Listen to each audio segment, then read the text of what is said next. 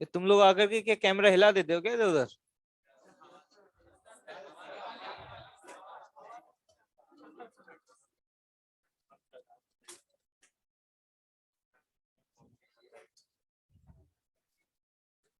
चलिए जल्दी से फटाफट रेस निकालिए, और जिस कॉपी में होमवर्क किया है वो कॉपी भी निकाल लीजिए।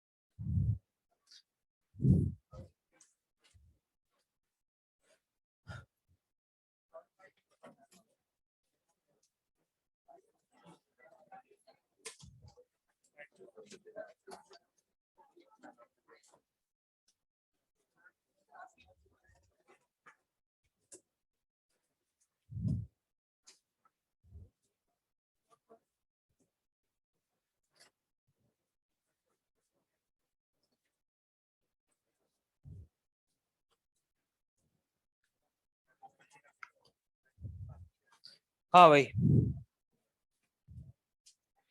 क्या भाई क्या हाल है? शानदार। पढ़ाई लिखाई चल रही है? कर रहे हो कोशिश? क्वेश्चंस बन रहे हैं थोड़े बहुत?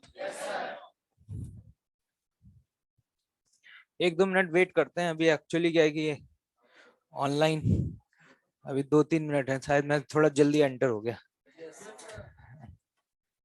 ऑफिशियली आज टाइमिंग चेंज कराना भूल गया इसका। सर अब से लास्ट वाली नहीं है, बीच वाली होगी। पता है। तुमने करवाई है? तुमने करवाई है क्या वो? कितना पैसा खिलाया था? तुमने ये बोला होगा कि फीस का आधा पैसा इसमें लगाओ, इस सर की जो आखिरी है ना इसको बीच में कराओ। अच्छा, 100 रुपए की कॉन्ट्री करी है? अच्छा अच्छा, वो क्या बोलते हैं, वो 100 रुपए की पर्ची कटी होगी। ठीक है।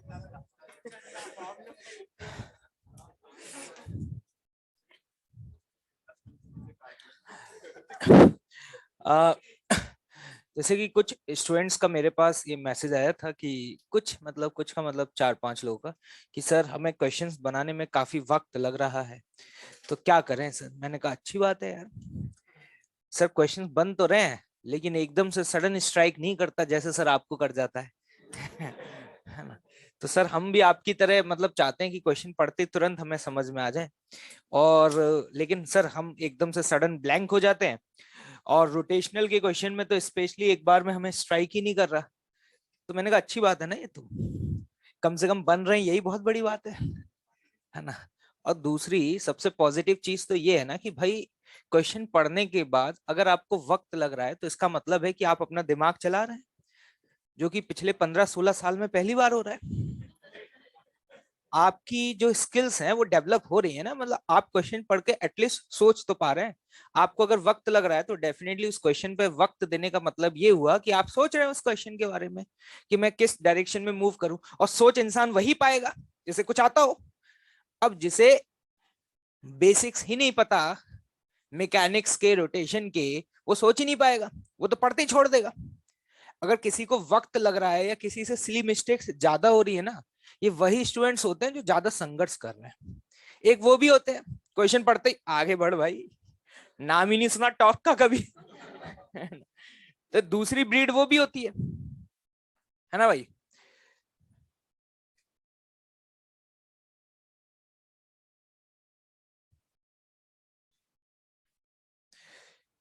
तो उस ब्रीड को ज्यादा टेंशन ही नहीं होती, क्योंकि उसे क्वेश्चन पढ़ने से पहले ही पता होता है कि ये क्वेश्चन तो मुझसे नहीं बनेगा। लेकिन आपको तो वही पता है ना ये बात, ठीक है, कि वक्त दे रहे हो तो दो ना, कोई बुरी मतलब कोई बुरी बात थोड़ी है। और अगर आप ये चाहते हो कि सब परफेक्शन आ जाए, तो परफेक्शन एक दिन में तो नहीं आता।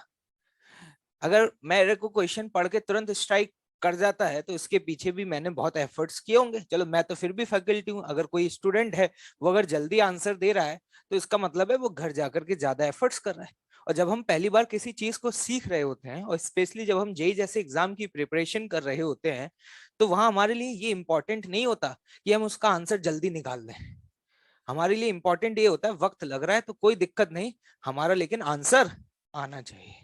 क्योंकि आपको पता है कि जेई एडवांस के पेपर में फिजिक्स में 1 घंटे में आपको 18 से 20 सवाल ही मिलेंगे, इतने ही मिलते हैं लगभग। तो वहां पे स्पीड बहुत ज्यादा मैटर ही नहीं करती। वहां मैटर अगर कोई करता है तो that is your concept, your depth of a subject, कि आप कितना समझ पा रहे हैं। स्पीड तो एक ऐसी चीज है, समय के साथ धीरे धीरे बढ़ जाती है। आप क्वेश्चंस की प्रैक्टिस करते रहिए, आपकी स्पीड जो है वो बढ़ जाएगी। अभी शुरुआत में टॉक निकालने में भी दिक्कत होती थी, समझ ही नहीं आता था क्लॉकवाइज या एंटी क्लॉकवाइज। अब फोर्स देखते तुरंत समझ आ जाता होगा कि हाँ क्लॉकवाइज है या एंटी क्लॉकवाइज। तो जो स्पीड है वो तो प्रैक्टिस से ही बढ़ती है ना। और स्पीड, पहले दिन तो मुझे स्पीड पे फोकस भी नहीं करना चाहिए। जब मैं पहली बार किसी भी चीज को सीख रहा होता हूं तो मेरा फोकस ये होना चाहिए कॉन्सेप्ट्स पर। मुझे अगर वक्त लग रहा है तो दो ना। अगर किसी चीज को आप टाइम देंगे तो डेफिनेटली आपकी जो स्किल्स हैं, आपके जो कॉन्सेप्ट्स हैं वो और अच्छे हो जाएंगे, कोई दिक्कत वाली बात थोड़ी है। ठीक है। और जब आप होमवर्क कर रहे होते हैं, तो शायद मैं ये बात पहले भी बता चुका हूँ, शायद भूल जाते हैं, ऑब्वियस सी बात है। तो जब जैसे फॉर एग्जांपल आपने रेस को सॉल्व करना शुरू किया, तो हम क्या करते हैं, जैसे क्वेश्चन पढ़ा, अब बहुत रेयरली ऐसा होता है कि पढ़ के तुरंत समझ में आ जाए कि क्या करना है। अदरवाइज तो जैसे ही पढ़ते हैं अंदर से आवाज आती है, रहने दे, तुझसे नहीं हो पाएगा, है ना। तो अब क्या करते हैं, कुछ स्टूडेंट्स तो छोड़ ही देते हैं, तो उनका तो कुछ हो ही नहीं सकता, भगवान भी भला नहीं कर सकता। लेकिन कुछ स्टूडेंट्स क्या करते हैं, उसको लेकर के बैठे रहते हैं, देखते रहेंगे, कभी इधर कभी उधर कभी, और ऐसे करके अपने जीवन के 15 से 20 मिनट वेस्ट कर देते हैं। फिर उसके बाद अगले क्वेश्चन पे मूव करते हैं। मैंने आपको पहले ये बात बताई थी कि जब आप होमवर्क अटेम्प्ट करते हैं तो फर्स्ट अटेम्प्ट आपका बहुत क्विक होना चाहिए। और मैक्सिमम टाइम, अगर कोई क्वेश्चन नहीं बन रहा है ना, तो मैक्सिमम टाइम आपको 7 से 8 मिनट देने हैं, दैट्स ऑल। 7 से 8 मिनट में अगर बनना होगा तो ठीक है, नहीं बन रहा तो लेकर के मत बैठे रहो, मूव ऑन, आगे मूव करो। और इसी तरीके से आपको फर्स्ट अटेम्प्ट में उस पूरे सब्जेक्ट का होमवर्क कंप्लीट करना चाहिए। अदरवाइज अगर आप एक ही क्वेश्चन को लेकर के बैठे रहेंगे तो पता है क्या होगा, किसी दिन आपका केमिस्ट्री का होमवर्क मिस हो जाएगा, किसी दिन फिजिक्स का, किसी दिन मैथ्स का, और किसी ना किसी एक सब्जेक्ट के साथ आपको हर दिन कंप्रोमाइज करना ही पड़ेगा। और ऐसे जेई में सिलेक्शन तो नहीं होता एक अच्छी रैंक के साथ। मुझे हर दिन तीनों सब्जेक्ट का होमवर्क भी कंप्लीट करना है, क्लास नोट्स भी पढ़ने और रिवीजन भी करना है, कोई इजी टास्क नहीं है। और वो तभी हो सकता है कि जब मेरा फर्स्ट अटेम्प्ट बहुत क्विक हो, और बहुत क्विक तभी होगा जब मैं बहुत अटेंटिव हूं। और अटेंटिवनेस पता है कब बढ़ती है, जब आप क्लास में कितना कॉन्सेंट्रेटेड होकर के चीजों को सुन रहे हैं। क्लास में आपका कंसंट्रेशन लेवल क्या है, क्लास में जब आपको क्वेश्चन दिया गया तो आपने कोशिश करी या नहीं करी, ये सारी चीजें बहुत इंपॉर्टेंट रोल प्ले करती हैं। कुछ स्टूडेंट सोचते हैं कि कोई दिक्कत नहीं है, अभी तो छाप लेते हैं, घर पे जाकर के आराम से करूंगा। ये आपका कंफर्ट जोन है। घर पे जाकर के आराम से एक एक क्वेश्चन को दोबारा करूंगा, अभी तो सर जो सॉल्यूशंस लिखा रहे हैं उनको देखते जाऊं। अगर आपका ये एटीट्यूड है ना, तो डेफिनेटली आप धीरे धीरे ऊपर उठने की बजाय नीचे जा रहे हैं, क्योंकि आपको प्रेशर झेलने की आदत ही नहीं है। आप उस प्रेशर को फील ही नहीं करना चाहते। मैं क्वेश्चन देता हूं एकदम से, मैं चाहूं तो क्वेश्चन देने के बाद आराम से वेट कर सकता हूं ना, चलिए भाई लोगों आप लोग सॉल्व करिए, मैंने आपको वक्त दिया, ऐसे भी तो कर सकता हूं ना मैं। लेकिन मैं ऐसा नहीं करता, तुमने देखा होगा, क्विक जल्दी करो, किसका है आंसर, ऐसे करता हूँ बीच बीच में। तुम्हें बहुत बुरा लगता होगा, अरे यार समय ही नहीं दे रहे है, क्या करो आंसर है। ये मैं चाहूं तो क्वेश्चन देकर के मुझे 3 से 4 मिनट का पॉज देकर के मुझे साइड में खड़े हो जाना चाहिए, अपना आराम से रिलैक्स करूं, ठीक है, ऑनलाइन वालों की चैट पढ़ता रहूं। लेकिन मैं ऐसा नहीं करता, तुमने देखा होगा, मैं क्वेश्चन देने के बाद एकदम से तुरंत ही 2 मिनट या 3 मिनट के बाद एकदम से तुम्हारे ऊपर प्रेशर क्रिएट करने लगता हूँ। और तुम इस चक्कर में तुम हड़बड़ा जाते हो, हैं कि अरे ये क्या सर, यहाँ तो क्वेश्चन भी समझ नहीं आया, सर पूछ रहे हैं आंसर क्या है, और इतने में किसी का आंसर आ ही जाता है, फिर लगता है लो मेहनत बर्बाद। ये सब क्यों किया जा रहा है, ये सब इसलिए किया जा रहा है क्योंकि आपको उस प्रेशर को डील करने की आदत पड़े, आप उस प्रेशर में भी अच्छा परफॉर्म कर पाए। क्योंकि यही तो प्रेशर है जो आप एग्जाम में डील करते हैं। एग्जाम में आपको 3 घंटे के अंदर उस क्वेश्चन पेपर को सॉल्व करना है। अगर उसी क्वेश्चन पेपर को आपको 30 घंटे दे दिए जाए ना, तो हिंदुस्तान के हर कोने में बैठा हुआ हर बच्चा सॉल्व कर सकता है। लेकिन वही 3 घंटे में करना होता है ना, तो वहां पे एक डिफरेंस क्रिएट होता है। और ये तुम्हें सीखना है कि how to handle that pressure. और वो एक दिन में नहीं सीख सकते, वो हमारी एक रेगुलर प्रैक्टिस है। अगर हम रेगुलर प्रैक्टिस कर रहे हैं तभी उस प्रेशर को हम फील कर पाएंगे। ठीक है, तो ये डेवलप करो। क्लास में जब भी क्वेश्चंस दिए जाते हैं, just try your best efforts, कोशिश करो। आंसर गलत आएगा तो सही है, जो जितनी ज्यादा गलतियां करता है ना वो उतनी जल्दी सीखता है, ये याद रखना। और जो लोग करते नहीं है इस डर से कि मुझसे गलती होगी तो फिर क्या होगा, तो वो लोग कभी सीख भी नहीं पाते। और वो पता है कब सीखते हैं, जब एग्जाम में वो कर रहे होते हैं, और जब एग्जाम में सारे कंफ्यूजन एक साथ आते हैं, क्योंकि एग्जाम में पहली बार दिमाग चलाते हैं। ठीक है, और वहां पे जाकर के फिर उन्हें बहुत ज्यादा कंफ्यूजन होते हैं, बहुत ज्यादा सिली मिस्टेक्स होती हैं। और जो लोग हर दिन बहुत गलतियां कर रहे हैं, रगड़ रहे हैं, क्लास में ही बहुत अटेंटिव होकर के सुन रहे हैं, क्लास में ही सॉल्व करने की कोशिश कर रहे हैं, उन्हें रिलेटिवली उतनी ही कम प्रॉब्लम्स आती हैं। ये बात दिमाग में बिठा लो। ठीक है, फर्स्ट अटेम्प्ट बहुत फास्ट करना चाहिए। पूरे सब्जेक्ट का पहले होमवर्क कंप्लीट कर लो। ठीक है, जब होमवर्क कंप्लीट हो जाए आंसर्स को चेक कर लो अपना, जो सही है अच्छी बात है, जो नहीं है उन्हें दोबारा से वक्त दो। और इवन मैं तो ये कहता हूं कि जो क्वेश्चन सही भी हो जाते हैं ना, उनको भी एक बार पढ़ा जरूर करो और सोचा करो कि कैसे किया है। कभी कभी क्या होता है कि हम गलत तरीकों से भी सही आंसर तक पहुंच जाते हैं और हमें लगता है कि हमारा मेथड सही था, लेकिन जरूरी नहीं है कि हर बार आपका मेथड क्या हो, सही हो। तो जो सवाल हम कभी कभी सही भी करते हैं वो भी जरूरी नहीं है हमने सही अप्रोच से किया, क्योंकि क्वेश्चन सॉल्व करते समय हम कॉन्सेप्ट पे ध्यान नहीं देते। कॉन्सेप्ट गया तेल लेने, हमारा ऑब्जेक्टिव होता है कि आंसर मैच होना चाहिए, दैट्स ऑल। और आंसर मैच कराने के लिए हम कोई भी तोड़ मरोड़ जो संभव है वो हम करने के लिए तैयार रहते हैं। अगर हमें आंसर पता चल जाए, जैसे फॉर एग्जांपल मल्टीपल करेक्ट में तो हम जनरली यही करते हैं, जैसे कि फॉर एग्जांपल आपने सॉल्व किया, आपका आंसर आया ए और बी, बी से चेक किया आंसर दिया ए बी एंड सी, फिर आप दोबारा से सी ऑप्शन पढ़ेंगे, ओह शिट, ये तो ऑब्वियस सी बात है, ये तो सही होना ही चाहिए था, है ना। फिर आगे हमें लगता है कि हम इस तरीके से नई चीजें सीख रहे हैं, हमें कॉन्सेप्ट समझ में आ रहे हैं, वही जो सी ऑप्शन है वो आपके साथ फिर गेम खेलेगा, वही सी ऑप्शन अलग फॉर्म में दोबारा से आएगा और तुम फिर से कंफ्यूज हो जाओगे। क्यों? क्योंकि जब तो सी ऑप्शन का आंसर आपने अपने आप को डाइजेस्ट करा लिया, क्या बोल करके कि हाँ हाँ सही होगा, ठीक है, ये बहुत गलत तरीका है। इसलिए हम कहते हैं ना कि मल्टीपल करेक्ट क्वेश्चंस हमारे एग्जाम्स में सर जनरली गलत हो जाते हैं। वो गलत होने का रीजन यही है कि हम सिर्फ और सिर्फ अपनी अंतरात्मा को सेटिस्फाई करने की कोशिश में लगे रहते हैं और उसको सेटिस्फाई करने के लिए बस उसको समझाते हैं, हाँ तूने बिल्कुल सही सोचा था, बस तुझसे छोटा सा पॉइंट मिस हो गया था। ठीक है, तो ये थोड़ा सा करना बंद करो भाई। ठीक है, अगर सुधार करना है ना तो अपनी कमियों पर मेहनत करो। हर इंसान को पता है वो कहाँ वीक है। एक इंसान होता है जो उन चीजों को नजरअंदाज करता है और आगे बढ़ता है। नजरअंदाज करके आगे बढ़ना, ये एटीट्यूड आपके लिए सही नहीं है अभी। ठीक है, यहाँ सर कमियों को कौन देखता है, सर आगे बढ़ो, अरे आगे बढ़ोगे ही, बढ़ते जाओगे, लेकिन पीछे जो कमियां तुमने करी है ना वो धीरे धीरे बहुत बड़े ब्लंडर करेंगे। फिर इवन पूरा चैप्टर तुम्हारा कंप्लीट भी हो जाएगा, लेकिन वो छोटी छोटी मिस्टेक्स, वो छोटे छोटे पॉइंट्स जो है ना वो आपको आगे जाकर के बहुत ज्यादा तकलीफ देंगे। तो ये बात दिमाग में बिठाओ। फर्स्ट अटेम्प्ट बहुत क्विक, क्लास में बहुत अटेंटिव। जब होमवर्क कंप्लीट हो जाए तो एक बार उन क्वेश्चंस को दोबारा से अटेम्प्ट करना जो पहले अटेम्प्ट में नहीं हुए हैं। दूसरी बात, जो क्वेश्चंस इवन सही भी हो गए हैं उनको भी एक बार रीड करना और सोचना कि मैंने जो कॉन्सेप्ट लगाया था ये क्यों लगाया था, मुझे कैसे पता चला कि यहाँ पे torque equal to I alpha लगेगा। एक्चुअली फिजिक्स पढ़ने का तरीका थोड़ा अलग होता है। लोग कहते हैं कि सर इसका सॉल्यूशन बता दो, सर इसको बताना है, इसको सॉल्व किया है मैंने। एक्चुअली सॉल्यूशन कोई बड़ी बात नहीं होती। फिजिक्स में दो इक्वेशंस लिखी जाती हैं, उसके बाद उसको सॉल्व कर लेते हैं, और सॉल्व करना तो बहुत आसान होता है। दो इक्वेशन, दो वेरिएबल, ऐसी तो इक्वेशंस आती हैं। और ये वाली मैथ्स तो मेरे हिसाब से 5th स्टैंडर्ड की है, मेरा जो कजन है वो भी कर देगा। दो इक्वेशन, दो वेरिएबल। इंपॉर्टेंट ये है कि वो इक्वेशन कैसे बनी, व्हाई। वो इक्वेशन पे फोकस करो, सॉल्यूशन पे फोकस मत करो। लेकिन हमारा फोकस रहता है कि कैसे भी करके हमें इसका आंसर पता चल जाए, दैट्स ऑल। हम ये सोचते ही नहीं है कि ये मुझे कैसे स्ट्राइक करेगा कि यहाँ पे वर्क एनर्जी थ्योरम लगानी चाहिए, यहाँ पे कंजर्वेशन ऑफ एंगुलर मोमेंटम ही लगाना चाहिए। यही तो गेम है। एग्जाम में जब क्वेश्चन आता है तो वहां लिखा नहीं होता कि ये वर्क एनर्जी थ्योरम का क्वेश्चन है, इसको आप इस पॉइंट के अबाउट एंगुलर मोमेंटम कंजर्व कर देना तो आ जाएगा आंसर। तो दिक्कत होती है, वहां लिखा हुआ नहीं होता। जब हम शीट सॉल्व करते हैं, रेस सॉल्व करते हैं, तो यहाँ पे हमें पता होता है क्योंकि मैंने जो आज पढ़ा है उसी के क्वेश्चन दिए होंगे, है ना।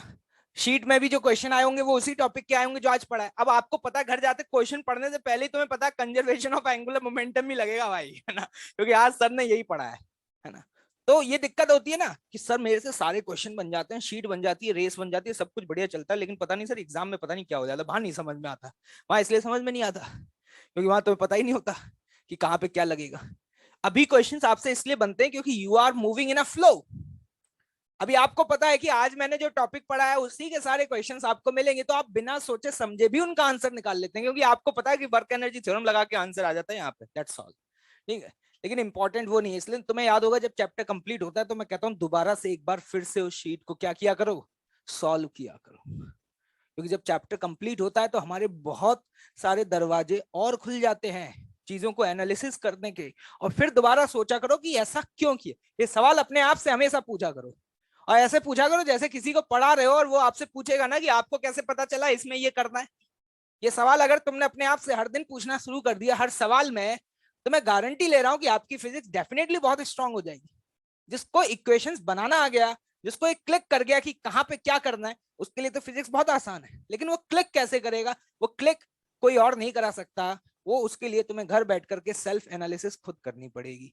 मैं आपको सिखा सकता हूँ कि टॉर्क बराबर आई अल्फा, और जबकि मैं भी कोशिश करता हूँ ये बताने की कि देखो अगर अल्फा पूछा जाए तो दिमाग में पहला थॉट यही आना चाहिए। इसे बताता हूं ना कि अगर काइनेटिक एनर्जी पूछी जा रही है तो पहला थॉट ये आना चाहिए क्या हम वर्क एनर्जी थ्योरम लगा सकते हैं। तो ये जो पॉइंट्स बोले जा रहे हैं ना, इन पॉइंट्स को नोट करो, यही तो है वो पंच लाइंस जो आपकी हेल्प करेंगी क्वेश्चन पढ़ के, कि तुरंत आपको स्ट्राइक करेगा कि in which direction should I move. ठीक है, तो थोड़ा सा तरीका बदलो। ये 9th या 10th क्लास का साइंस नहीं है कि रट के काम चल जाएगा। यहाँ हमें अपनी स्किल्स को डेवलप करना होगा। फॉर्मूलाबाजी से भी काम नहीं चलता। फॉर्मूलाबाजी से मेंस लेवल तक काम चल जाएगा, लेकिन जैसे हम एडवांस लेवल की तरफ मूव करते हैं तो वहां भी फॉर्मूलाबाजी काम नहीं कर पाती, क्योंकि वहां सिंगल करेक्ट क्वेश्चन बहुत कम आते हैं, ज्यादातर मल्टीपल करेक्ट आते हैं। मल्टीपल करेक्ट में डेफिनेटली वो कुछ ऐसी चीजें पूछेगा जहां पर आपकी फिजिक्स की डेप्थ को होना बहुत जरूरी है। क्लियर है भाई, कुछ समझ में आता है तुम लोगों को? चलिए भाई रेस निकालिए फटाफट।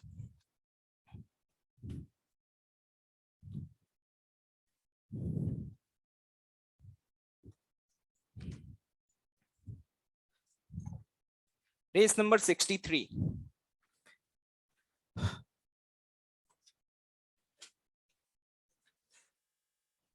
कल मैंने ग्रुप पर कुछ क्वेश्चन शेयर किए थे, लगभग 40-50 क्वेश्चन है उसमें, उसकी हेडिंग भी डली हुई है आगे। कितने? 24-22 है, ठीक है, जो भी है। ठीक है, एक दिन में पूरे करने की कोशिश मत करना, कर लिए तो कोई बात नहीं, लेकिन करने की कोशिश मत करना, अदरवाइज हिल जाओगे। ठीक है, शेड्यूल बनाओ कि हर दिन लगभग 7 से 8 क्वेश्चन, ऐसे ब्रेक करके ये अपना खुद का शेड्यूल बनाओ। सॉल्यूशंस उसी में लिखे हुए हैं, लेकिन क्वेश्चन पढ़ने से पहले सॉल्यूशन मत देख लेना। अब ये तुम्हारी खुद की ईमानदारी है कि तुम कितनी ईमानदारी से उसको सॉल्व करोगे। ठीक है, लेकिन सॉल्यूशन देखना ही मत। नहीं सॉल्व हो रहा तो छोड़ देना, ये सोचना कि बाद में दोबारा से जब रिफ्रेश फील करूंगा तब दोबारा से अटेम्प्ट करूंगा, लेकिन सॉल्यूशन मत देखना। सॉल्यूशन देख करके कुछ नहीं करोगे, तुम सिर्फ सॉल्यूशंस को मगअप करोगे। क्या करोगे? मगअप। जितना मैंने पढ़ा है वो सारे कॉन्सेप्ट्स लगभग उन 25-26 जितने भी सवाल हैं उसमें कवर किए गए हैं, लेकिन तुम अपना शेड्यूल खुद से बनाओ, खुद से सॉल्व करो। सॉल्यूशंस हैं, डाउट्स आते हैं तो देख सकते हैं, लेकिन तभी देखें जब आपने अपनी तरफ से एफर्ट कर लिया। और भी क्वेश्चंस हैं जो आने वाले 1 से 2 दिन में मैं आपको भेज दूंगा।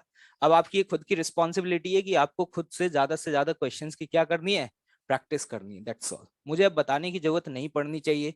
अब आप बिल्कुल फ्री हैं, मैकेनिक्स का कहीं से भी कोई भी क्वेश्चन उठाओ और उठा के उसे सॉल्व करो। अब कोई कंस्ट्रेन नहीं है। ठीक है, जैसे पहले बोलता था ना ठंड रख, रुक जा अभी पढ़ा लेने दे, अब वो स्टेटमेंट नहीं है। ठीक है, अब तुम्हारा मन करे जहां से उठा सकते हो उठाओ, जितने क्वेश्चंस बना सकते हो बनाओ।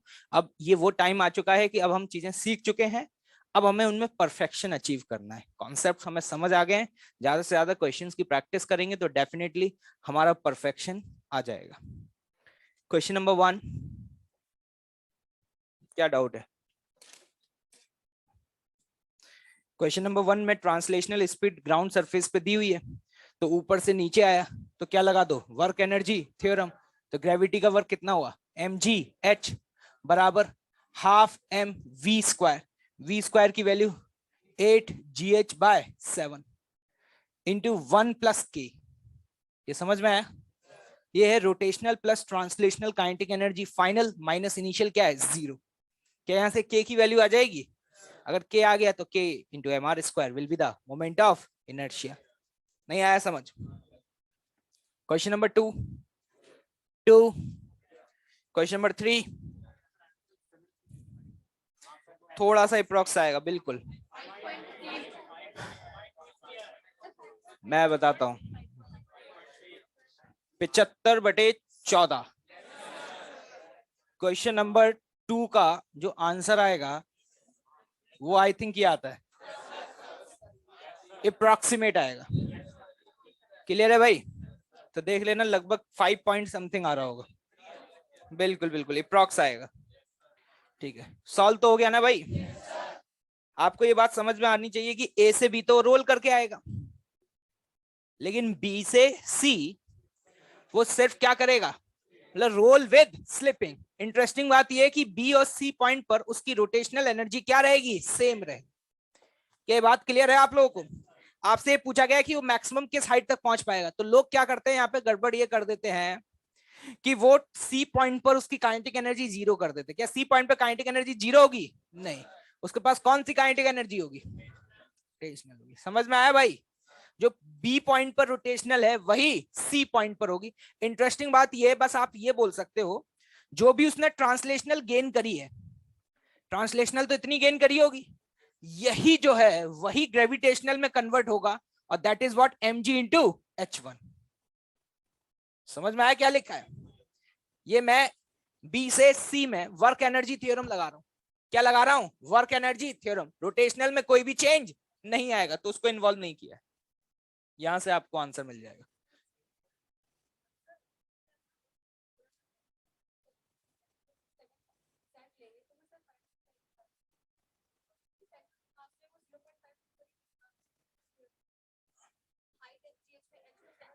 बिल्कुल सही बोला।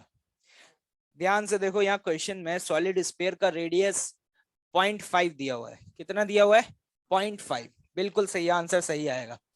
तो 0.5 अगर दिया हुआ है तो देखना जरा ध्यान से, ये हाइट है 7.5। वो जब यहां पहुंचेगा तो ये हाइट कितनी है? 0.5। तो सेंटर ऑफ मास, ग्रेविटी का वर्क जब लिखते हैं mgh, तो h is the displacement of centre of मास। अगर आप ध्यान से देखें तो ये है 7.5, ये है 0.5। तो ग्राउंड सरफेस से वो कितना नीचे आया? 7.5 या 7? कोई अप्रोक्सीमेशन नहीं है भाई, एग्जैक्ट आंसर मिलेगा तुम्हें। जब यहाँ पे mgh ग्रेविटी का वर्क लिख रहे होंगे तो सेंटर ऑफ मास कितना नीचे आया? 7.5 या 7? ठीक है भाई। Next question number 4। Kinetic energy of a sphere when it reaches the topmost point of B. जो पॉइंट बी पर रोटेशनल है वही पॉइंट सी पर होगा। पॉइंट बी पर तो उसके पास रोटेशनल भी है और ट्रांसलेशनल भी है। जरा ध्यान से देखना, पॉइंट बी पे आप यही तो लिखोगे mgh। h की वैल्यू कितनी? 7 बराबर ½ mv² into 1 plus solid sphere. Solid sphere मतलब कितना? 2/5। अगर मैं आपसे पूछूं तो बेसिकली वो पता है क्या पूछना चाह रहा है क्वेश्चन नंबर 4 में? वो आपसे पूछना चाह रहा है रोटेशनल। रोटेशनल कितनी होगी? ½ mv² इंटू 2/5। क्या निकाल सकते हैं यहां से वैल्यू? हो गया या नहीं हुआ? नेक्स्ट क्वेश्चन नंबर 5 हो गया। Question number 6, 7, question number 8। देखो, जब भी इस तरीके के प्रॉब्लम्स आते हैं ना कि फ्रिक्शन कहां लगेगा, पॉइंट ऑफ परक्यूशन वर्क्यूशन छोड़ो, इसमें तो 2 फोर्स लग रहे हैं। ठीक है, देखो मैं बता दे रहा हूं, पहले भी बताया, पॉइंट ऑफ परक्यूशन वाला कॉन्सेप्ट सिर्फ तभी लगाते हैं जब रेडियस r है, मास m है। यहाँ पे r 3r कंफ्यूजन बहुत होते हैं। ठीक है, 2 फोर्स लग रहे हैं। क्या किया करो, एक अप्रोच बताया था। लेट अस एज्यूम कि ये सरफेस स्मूथ होती। क्या होती? स्मूथ। और फिर निकालो कि इस पॉइंट ऑफ कांटेक्ट का एक्सेलरेशन किस डायरेक्शन में आ रहा है। मेरी बात समझ आ रही है? जैसे कि मान लो यहाँ पे सेंटर पे एक फोर्स आपने लगाया F, एक ऊपर लगाया F। मैंने बोला लेट अस अज्यूम कि ये सरफेस स्मूथ है, तो what will be the acceleration, कितना लिखोगे? 2f/m, मानते हो इस बात को? एक्सेलरेशन निकाल लिया, अल्फा भी निकाल लेते हैं। अल्फा के लिए टॉर्क एनालिसिस करो सेंटर के अबाउट, सेंटर के अबाउट टॉर्क एनालिसिस करेंगे, डिस्टेंस कितना है 2r। कैस एफ का टॉर्क लिख पाएंगे? बताओ एफ का टॉर्क क्या लिखोगे? एफ इंटू 2r बराबर आई, आई कितना दिया है 5/2 mr² इंटू अल्फा। यहां से अल्फा निकाल लो, क्या निकाल लो? अल्फा। आर से आर कैंसिल आउट, अल्फा की वैल्यू कितनी आ रही है 4f/5mr। ए आ गया, अल्फा आ गया। ये स्टैंडर्ड तरीका है किसी भी कॉम्प्लिकेटेड सिचुएशन में, if you want to find the direction of friction force, तो ये तरीका है। मैंने ए निकाल लिया, अल्फा निकाल लिया, ये सब मैंने ये मानते हुए निकाला है कि ये सरफेस क्या है, स्मूथ है, there is no friction, there is no friction. अब क्या करो, पॉइंट ऑफ कांटेक्ट का टेंजेंशियल एक्सेलरेशन निकालो। एक बात बताना है, डिस्टेंस कितना है इस पॉइंट ऑफ कांटेक्ट का? ए तो आगे होगा और आर, लेकिन आर की वैल्यू कितनी है 3r इंटू अल्फा, कहां होगा? पीछे होगा। मानते हो इस बात को? ए की वैल्यू कितनी है 2f/m, क्या सभी को समझ आ रहा है?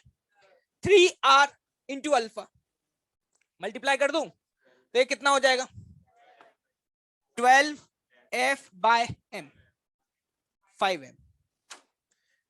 12/5 मेरे हिसाब से 2.4 होता है।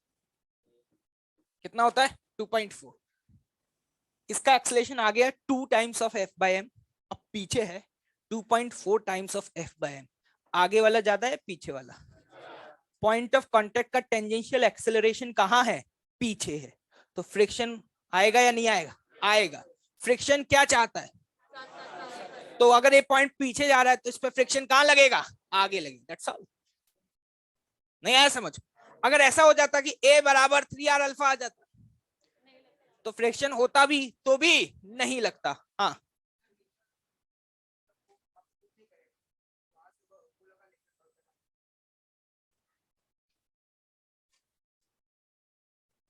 लेकिन तुझे तो फ्रिक्शन का डायरेक्शन निकालना है। हाँ वही ठीक है, अल्फा निकाल लेगा फिर वो फ्रिक्शन, वो तो है ही दूसरा तरीका।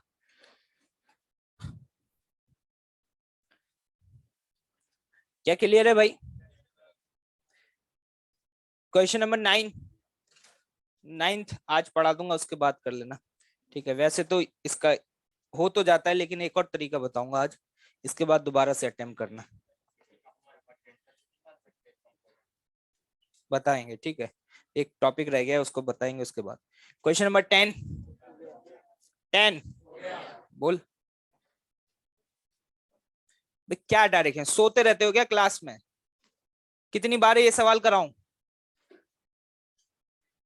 किस वाले में कंफ्यूजन है? सभी में कंफ्यूजन है। कैसे देखते हैं फ्रिक्शन, तुम बताओ? कैसे देखते हैं? कोई तरीका होगा ना? कैसे देखते हैं? मैंने कोई तरीका बताया है? बताओ भाई कैसे देखते हैं? पॉइंट ऑफ कांटेक्ट को देखते हैं, आगे जा रहा है या पीछे। पहले वार्ड पे बस घुमा के रख दिया है, ओमेगा दिया है, तो पॉइंट ऑफ कांटेक्ट कहां जा रहा है? पीछे। तो फ्रिक्शन कहां लगेगा? आगे। बी वाले में पॉइंट ऑफ कांटेक्ट कहां जा रहा है? आगे, तो फ्रिक्शन कहां लगेगा? पीछे। सी वाले में वी भी आगे, ओमेगा आर भी आगे, तो कहां लगेगा? पीछे। डी वाले में बता नहीं सकते, क्योंकि डी वाले में वी तो आगे है लेकिन ओमेगा आर पीछे है। ऐसा क्वेश्चन आया था, याद है? वी आगे, ओमेगा आर पीछे। अब कौन बड़ा है कौन छोटा है पता नहीं। अगर वी ओमेगा आर के बराबर हुआ तो फ्रिक्शन नहीं लगेगा, और अगर वी ओमेगा आर से ज्यादा हुआ तो फ्रिक्शन पीछे लगेगा, और ओमेगा आर अगर वी से ज्यादा हुआ तो फ्रिक्शन आगे लगेगा। क्या क्लियर है भाई? बस इतना ही था।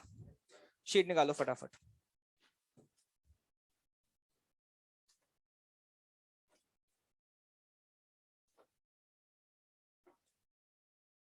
मैंने भी बीच में 1-2 दिन पहले आपको एक टास्क दिया था कि अपनी रोटेशनल की रेसेस में पुराने कोई भी क्वेश्चंस, हो गया था वो? तुम लोग झूठ बोलते हो कॉन्फिडेंस के साथ, बोल लो बेटा।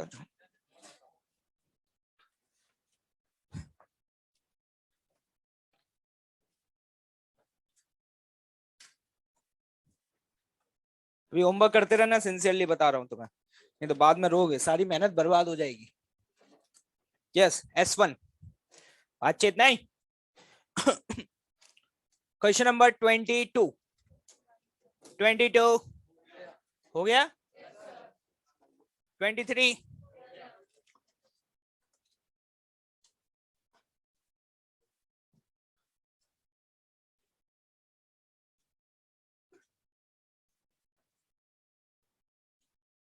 बातचीत नहीं। देखो ये बॉडी है, रोल कर रही है ना, कर रही है नहीं कर रही?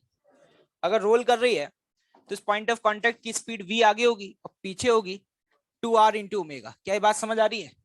और पॉइंट ऑफ कांटेक्ट की स्पीड 0 होनी चाहिए, तो ओमेगा कितना आ जाएगा? v/2r। ठीक है, मुझे जनरल एक्सप्रेशन काइनेटिक एनर्जी का पता है। अगर कोई बॉडी सीआरटीएम कर रही है तो कैसे लिखते हैं? हाफ mv², याद आ रहा है, plus half I about centre of मास, जो कि अभी मुझे नहीं पता है ना, इनटू ओमेगा स्क्वायर। लेकिन ओमेगा की वैल्यू क्या लिखूंगा? v/2r का स्क्वायर। पहले ये देख लो आराम से, कैसा लग रहा है देख के? बढ़िया, ठीक। अगर आईसी पता चल जाए तो काम पता बन जाएगा। अब आईसी तो पता ही नहीं है, लेकिन निकालना पड़ेगा। अब वो ये मोमेंट ऑफ इनर्शिया का क्वेश्चन हो गया। किसका? Moment of inertia. ये जो कटिंग मास है ना, ये इसका मास m दिया हुआ है। इसका मोमेंट ऑफ इनर्शिया कैसे निकालते हैं वो मैंने सिखाया। अगर ये पूरा सिलेंडर दिया होता तो उसका बता देते, पूरे सिलेंडर का। अब सिलेंडर का लिखना है तो उसमें इसका मास भी ऐड करना पड़ेगा, जो कटा हुआ पोर्शन है, तो इसका मास निकाल सकते हो। मास डायरेक्टली प्रोपोर्शनल होगा किसके? एरिया के, जिसका तुम्हें मास m1 है अपॉन कैपिटल M। अब बताना m1 जिसका एरिया मान रहे हो उसके लिए क्या लिखोगे? सही लिखा है। और जिसका मास m है उसके लिए क्या लिखोगे? Pi into 4r² minus r²। ये हर किसी को समझ नहीं आया होगा, क्योंकि हमें सिर्फ यही इतने में ही तो मसाला है ना। तो उसका क्या लिखेंगे? 2r का square minus r²। It is clear to all of you? यहां से देखो सॉल्व करके ये कट जाएंगे तो m1 की वैल्यू आ जाती है कैपिटल M/3। अब आई लिख सकते हैं, देखना। तो टोटल मास कितना हो गया पूरे सिलेंडर का? m plus m/3, that is 4m/3। तो देखना क्या लिखूंगा, देख लेना। 4m/3 r², सिलेंडर है, इसके अबाउट टोटल कितना होता था? m r²/2 है ना, माइनस ये क्या? अबे मुंह बंद रखो ना, हॉलो। ये तो सॉलिड का आ गया, उसमें से जो कैविटी कट की है वो हॉलो। अब बनेगा ना हॉलो नालाई को? पता ही नहीं क्या चल रहा है इनके दिमाग में। हॉलो दिया, हॉलो दिया नाले। ये अलग टाइप का सिलेंडर है जिसमें थिकनेस इसकी आर है। तो ये तो टोटल आ गया। टोटल अगर सॉलिड होता, उसमें से कैविटी वाले का माइनस करोगे, कैविटी वाले का कितना लिखोगे? बताओ जल्दी। m/3 r²/2। नहीं आया समझ? ऐसे सवाल किए हैं। एक मैंने कराया था, एक डिस्क थी R2 रेडियस की, उसमें से R1 की कट करके निकाली थी। कुछ याद आ रहा है? अब तो भूल गए होगे, 1.5 महीना हो गया है। इसको सॉल्व कर लेना, कितनी आती है value? 5/, you will get the answer. कितने लोगों का हो गया था? क्यों नहीं हुआ था भाई साहब? क्यों? आईसी उल्टा सीधा लिख दिया था। कैसे लिखते हैं ये? है 2 से डिवाइड नहीं किया था। ठीक है, अब आ जाओ कहां पे? ओवन करके तो आए होगे पूरा। देखिए अब टाइम मेरे को डिस्कशन में ही लगेगा, मेरे को पढ़ाना पढ़ाना तो अब ज्यादा है ही नहीं। जितना आता था उतना पढ़ा दिया, इससे ज्यादा मुझे खुद ही नहीं आता। मतलब तुम्हारे लेवल पे आता तो बहुत कुछ है। चलिए भाई, ओवन में आई थिंक 41 से दिया था, निकालिए फटाफट।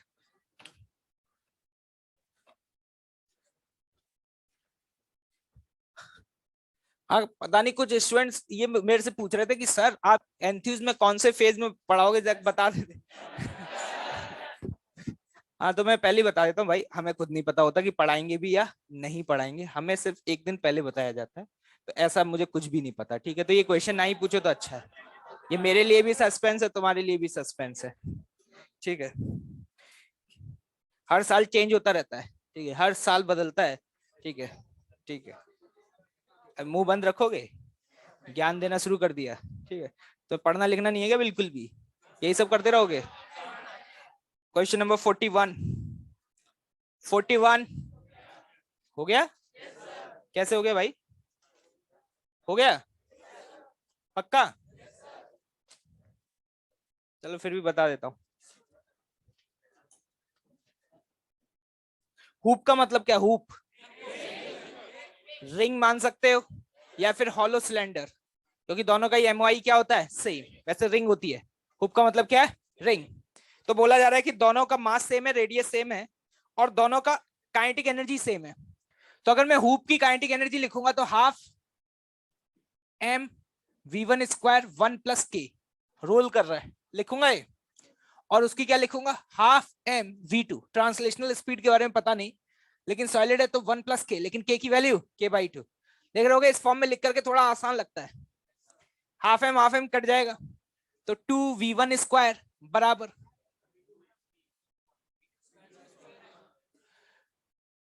ये हो जाएगा आपका कितना, 3/2 v2 स्क्वायर। क्या क्लियर है भाई, यहां से समझ में आ रहा है v1 स्क्वायर की वैल्यू आ रही है 3/4 ऑफ v2 स्क्वायर। 3/4 देख के समझ आ रहा है 1 से कम है, कौन ज्यादा है, v1 या v2। v2 is greater than v1। जिसकी ट्रांसलेशनल स्पीड ज्यादा है ना, उसकी रोटेशनल भी ज्यादा होगी। लोगों को लगता नहीं रोटेशनल कम हो जाएगी, क्यों कम हो जाएगी नालायक को, तुमको ये नहीं पता ओमेगा बराबर क्या होगा, v/r, r दोनों का सेम है। तो जिसका v ज्यादा है उसका रोटेशनल स्पीड, मैं काइनेटिक एनर्जी नहीं बोल रहा, rotational speed, rotational kinetic energy उसकी ज्यादा नहीं हो सकती, या कह नहीं सकते जिसका ओमेगा ज्यादा हो, क्योंकि इसमें आई भी आता है। क्या आता है, आई, हाफ आई ओमेगा स्क्वायर। तो आई इंटू ओमेगा स्क्वायर मिलकर के डिसाइड करते हैं। क्या मेरी बात समझ आ रही है। तो मैं तो यहाँ ओमेगा पे कमेंट कर रहा हूं, तो किसका ओमेगा ज्यादा होगा, 1 का या 2 का, 2 का। नहीं आया समझ। क्वेश्चन नंबर 42, 1 भी आंसर आ रहा है, अब इट्स नालायक। √2 आएगा, 2 टाइम्स कैसे हो जाएगा। आपने अगर P की जगह Q से छोड़ा, क्यों भाई अर्पित, होमवर्क करके आए हो तुम पूरा। अगर आपने पॉइंट Q से रिलीज किया, कहां से, Q से, तो पहले जितना डिस्प्लेसमेंट था अब उसका 2 टाइम्स होगा। और आप याद करो, यहां पर अगर आपको टाइम निकालना है तो आप second equation of motion use करेंगे ना, L बराबर half a into T square, करेंगे या नहीं। पहले अगर L है तो दूसरी बार वो कितना होगा, 2L बराबर हाफ a तो चेंज नहीं होगा ना। रोलिंग में एक्सेलरेशन क्या होता है, g sin theta upon 1 + i/, क्या तुम्हें भी वैसे याद है जैसे मुझे याद है, इंटू टी स्क्वायर, ये T1 ये T2। क्या लग रहा है 2 टाइम्स आएगा, डिवाइड करके देख लो, √2 टाइम्स आ रहा है, कितने टाइम्स आ रहा है, तो पहला सही है गलत है, गलत है। एक्सेलरेशन वो तो कहीं से भी रिलीज करो, रोल कर रहा है तो एक्सेलरेशन तो सेम। तीसरा सही है, क्योंकि P पॉइंट पे काइनेटिक एनर्जी होगी mgh, और Q पॉइंट से छोड़ोगे तो mg इंटू 2h, क्योंकि सिर्फ ग्रेविटी का वर्क होगा, क्यों फ्रिक्शन का है, स्टैटिक फ्रिक्शन का वर्क क्या होगा, 0। Okay thank you. 43 हो गया, ओके 44 हो गया, 45 कौन सा पार्ट, पूरा ही बता दूं,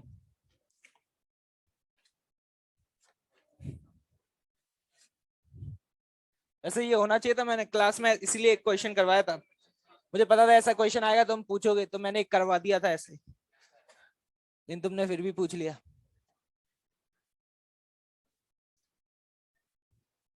एक हॉलो स्फीयर है, नॉन विस्कस लिक्विड है, उसका भी मास यही है, बहुत बढ़िया, centre of mass is moving, pure roll कर रहा है, इसका ओमेगा होगा क्या, v/r। पहले तो आपको ये बात समझनी चाहिए, यहाँ सिस्टम के अंदर दो चीजें हैं, कौन कौन है, एक हॉलो स्फीयर है और एक नॉन विस्कस लिक्विड है। नॉन विस्कस लिक्विड क्या सिंपली ऐसे ट्रांसलेट करेगा, तो उसके पास सिर्फ ट्रांसलेशनल काइनेटिक एनर्जी होगी। तो अगर मुझसे पूछा जाए भाई साहब टोटल काइनेटिक एनर्जी बता दो, तो मैं तो ऐसे लिखता हूँ भैया, स्फीयर की अलग से लिख लूंगा, स्फीयर की लिखूंगा तो हाफ एम वी स्क्वायर 1 + 2/3। लोग कहते हैं सर ये सॉलिड है ना, मसाला भरा हुआ है, तो 5 लिखो, क्या है 5 लिखोगे, नहीं भाई, hollow sphere plus non viscous liquid. क्या इस पूरे को आप एक सिस्टम मान सकते हो? नहीं मान सकते। इस पूरे को आप एक रिजिड बॉडी की तरह ट्रीट नहीं कर सकते। बिल्लू ने कहा कि एक बात बताओ सर, अगर मैं ऐसे लिख दूं half total mass 2m v square into 1+2/5, तो आपको कोई तकलीफ है? मैंने कहा तकलीफ ही तकलीफ है भाई। है? ये सही है गलत है? ये गलत है। आप इस पूरे सिस्टम को रिजिड बॉडी की तरह ट्रीट ही नहीं कर सकते, क्योंकि यहाँ पे ये तो घूम रहा होगा लेकिन पानी नहीं चले। तो मैंने कहा कि just go to the first lecture. मैंने कहा रिजिड बॉडी की डेफिनेशन बताओ। डिस्टेंस चेंज नहीं होना चाहिए। अब मान लो मैंने यहाँ पे स्फीयर के ऊपर यहाँ पे एक पॉइंट बनाया 1, ठीक है भाई, और इस पानी में यहाँ पे एक पॉइंट बनाया, पॉइंट नंबर A। ऐसे कोई पॉइंट बना दिया ऐसे। थोड़ी देर बाद पता चला कि ये थोड़ी देर यहाँ पहुंच गया, 90 डिग्री घूम गया, तो पॉइंट 1 तो इधर आ जाएगा। अरे आ जाएगा भाई, ऐसे 90 डिग्री घूम गया, और पॉइंट A कहां पहुंच जाएगा? क्या जहां वहीं रहेगा? तो इन दो पॉइंट्स के बीच की दूरियां चेंज हो रही है या नहीं हो रही है? कम या ज्यादा वो बात की बात है, चेंज हो रही है। तो you can consider it as a rigid body? नहीं कर सकते। तो क्या करें सर, छोड़ने की? अरे छोड़ना क्यों, तो इसका मतलब अलग अलग ट्रीट कर लो। मतलब एक हॉलो स्फीयर है और दूसरा पानी है, पानी सिंपली ट्रांसलेट कर रहा है, that is what, half M V square, this is the total kinetic energy, that's all. नहीं आया समझ? एंगुलर मोमेंटम पूछा अबाउट अ फिक्स पॉइंट। यहाँ पे कोई भी फिक्स पॉइंट है ग्राउंड पर, तो मैं तो ये कहूंगा आप एंगुलर मोमेंटम सबसे पहले उस बॉडी का लिखें जो सीआरटीएम कर रही है। जो सीआरटीएम कर रही है वो ये है, उसका क्या लिखेंगे? MR we. दो टर्म आते हैं, angular momentum of centre of मास, कुछ याद आ रहा है बेटा? प्लस आईसीएम, आईसीएम कितना? 2/3 mr स्क्वायर इंटू ओमेगा, लेकिन ओमेगा इज व्हाट? v/r। ये तो पूरा सिर्फ और सिर्फ किसका है? Hollow sphere. प्लस उसको वो तो सिंपली ट्रांसलेट कर रहा है ना, तो उसके पास तो एक ही टर्म आएगा, M V R. ICM omega आएगा क्या? क्योंकि उसका ओमेगा क्या होगा? 0।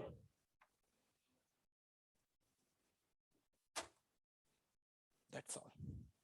कैसा लगा देख के?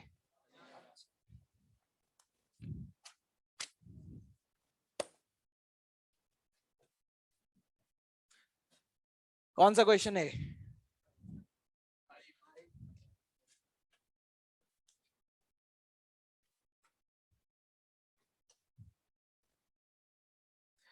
एक भाई साहब पूछ रहे हैं ऑनलाइन में कि ये मास डायरेक्टली प्रोपोर्शनल एरिया के क्यों था, 3D में है तो वॉल्यूम के होना चाहिए था। वो अभी थोड़ी देर पहले मैंने यहाँ पे क्वेश्चन कराया था, वो सिलेंडर था, तो भाई साहब कह रहे हैं कि मास एरिया के प्रोपोर्शनल क्यों है, वॉल्यूम क्यों होना चाहिए। बिल्कुल सही बात है, वॉल्यूम के होगा, लेकिन लेंथ तो सभी की क्या है? सेम। और वॉल्यूम क्या होता है? एरिया इंटू लेंथ, तो लेंथ तो सभी की क्या आ जाएगी? सेम। तो एल वाला टर्म क्या हो जाएगा? कैंसिल आउट, इसलिए मैंने उसको इंक्लूड नहीं किया था। Question number 46। एक बात बताओ मुझे, ये स्पेयर इधर पहुंच गया, ऐसे घूम रहा था, ये ओमेगा v/r, ये रहा पॉइंट P, जो कि यहां से कितनी दूरी पर है? L। इस पॉइंट P के अबाउट अगर मैं आपसे कहूं एंगुलर मोमेंटम लिखूं, तो आपको लिखना आता है? अगर कोई बॉडी सीआरटीएम कर रही है तो कैसे लिखते हैं? पहले तो सेंटर ऑफ मास का, अब देखना ये R हो जाएगा और ये V है, खुद देख लेना R क्रॉस V। जैसे जैसे ये आगे बढ़ेगा, ये इसका ऐसे घूमेगा ना इस डायरेक्शन में, ये कौन सा सेंस है? Clockwise anti clockwise? तो इसको क्या लिखेंगे? एम वी एल, पहला वाला टर्म ट्रांसलेशनल वाला, angular momentum of centre of mass, plus दूसरा वाला क्या था? ICM into omega. कुछ याद आ रहा है? आईसीएम कौन सा स्पेयर है? सॉलिड, लेकिन ओमेगा इस सेंस में, तो अंदर या बाहर? अंदर, तो minus ICM 2/5 mr square into omega, omega is what? v/r। ये होगा, this will be your answer. Sir ये तो मैच ही नहीं कर रहा। v की स्पीड लिख, v की वैल्यू लिखनी पड़ेगी ना। v ऊपर से नीचे आया, सेंटर कितना नीचे आया है? सेंटर कितना नीचे आया? अगर सेंटर एल नीचे आया तो ग्रेविटी का वर्क कितना हुआ? जो भी ग्रेविटी ने वर्क किया, क्या इसके अलावा किसी और ने वर्क किया है? क्यों? नॉर्मल फ्रिक्शन का वर्क 0, ग्रेविटी के द्वारा किया गया वर्क किसमें जाएगा? Translational plus rotational. क्या चेंज इन काइनेटिक एनर्जी लिख दूं? Half M V square 1+2/5 minus initial 0। क्या यहां से बेटा v की वैल्यू आ जाएगी? इस v की वैल्यू पुट करो, you will get the answer. होना चाहिए था, ये हो गया था। चलिए आगे आओ। O2 है ना अब तो, O2 तो आसान थी।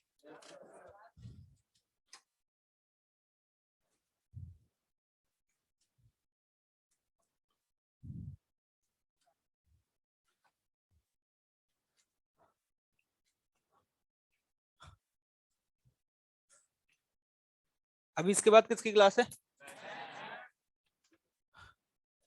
कल भी थी ना मैथ्स की तो।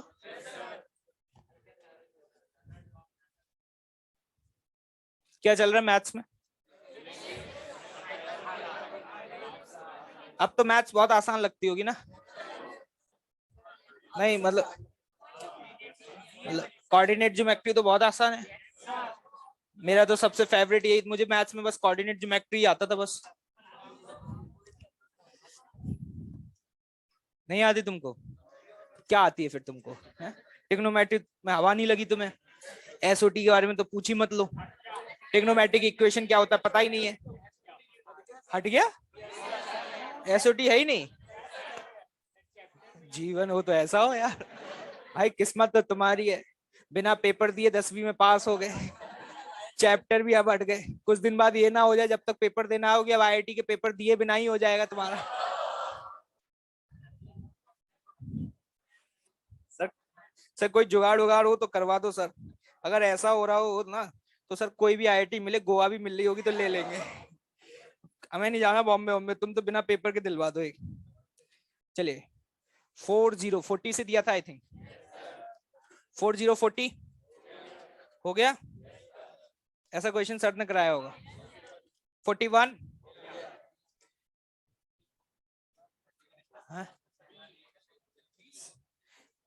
The velocity at maximum extension should be zero. Zero कहाँ होगी? स्प्रिंग के परपेंडिकुलर होगी। ठीक है। यहाँ पर आपने ये वो वाला क्वेश्चन थोड़ी है जब स्प्रिंग के अलोंग देते थे वेलोसिटी। देखो इससे पहले आपने ऐसे क्वेश्चन सॉल्व किए थे जिसमें वेलोसिटी ऐसे देते थे। तो ऐसे देते थे तो बोलते थे मैक्सिमम एलोंगेशन पे वेलोसिटी क्या हो जाएगी? जीरो। अभी आपने ऐसे दिए तो मैक्सिमम एलोंगेशन पे वेलोसिटी जीरो नहीं होगी। आप ये बोलोगे कि जब मैक्सिमम एलोंगेशन होगा तो उस इंस्टेंट पर स्प्रिंग और वेलोसिटी ये दोनों एक दूसरे की क्या होंगी? परपेंडिकुलर। कुछ याद आ रहा है? The velocity at maximum extension as well as initial position should be perpendicular to the spring. Obvious सी बात है, ये दोनों एक दूसरे के क्या है? परपेंडिकुलर है। Acceleration should be zero at maximum. Acceleration zero नहीं होगा क्योंकि स्प्रिंग फोर्स होगा। क्या होगा? स्प्रिंग फोर्स होगा। समझ आया ये?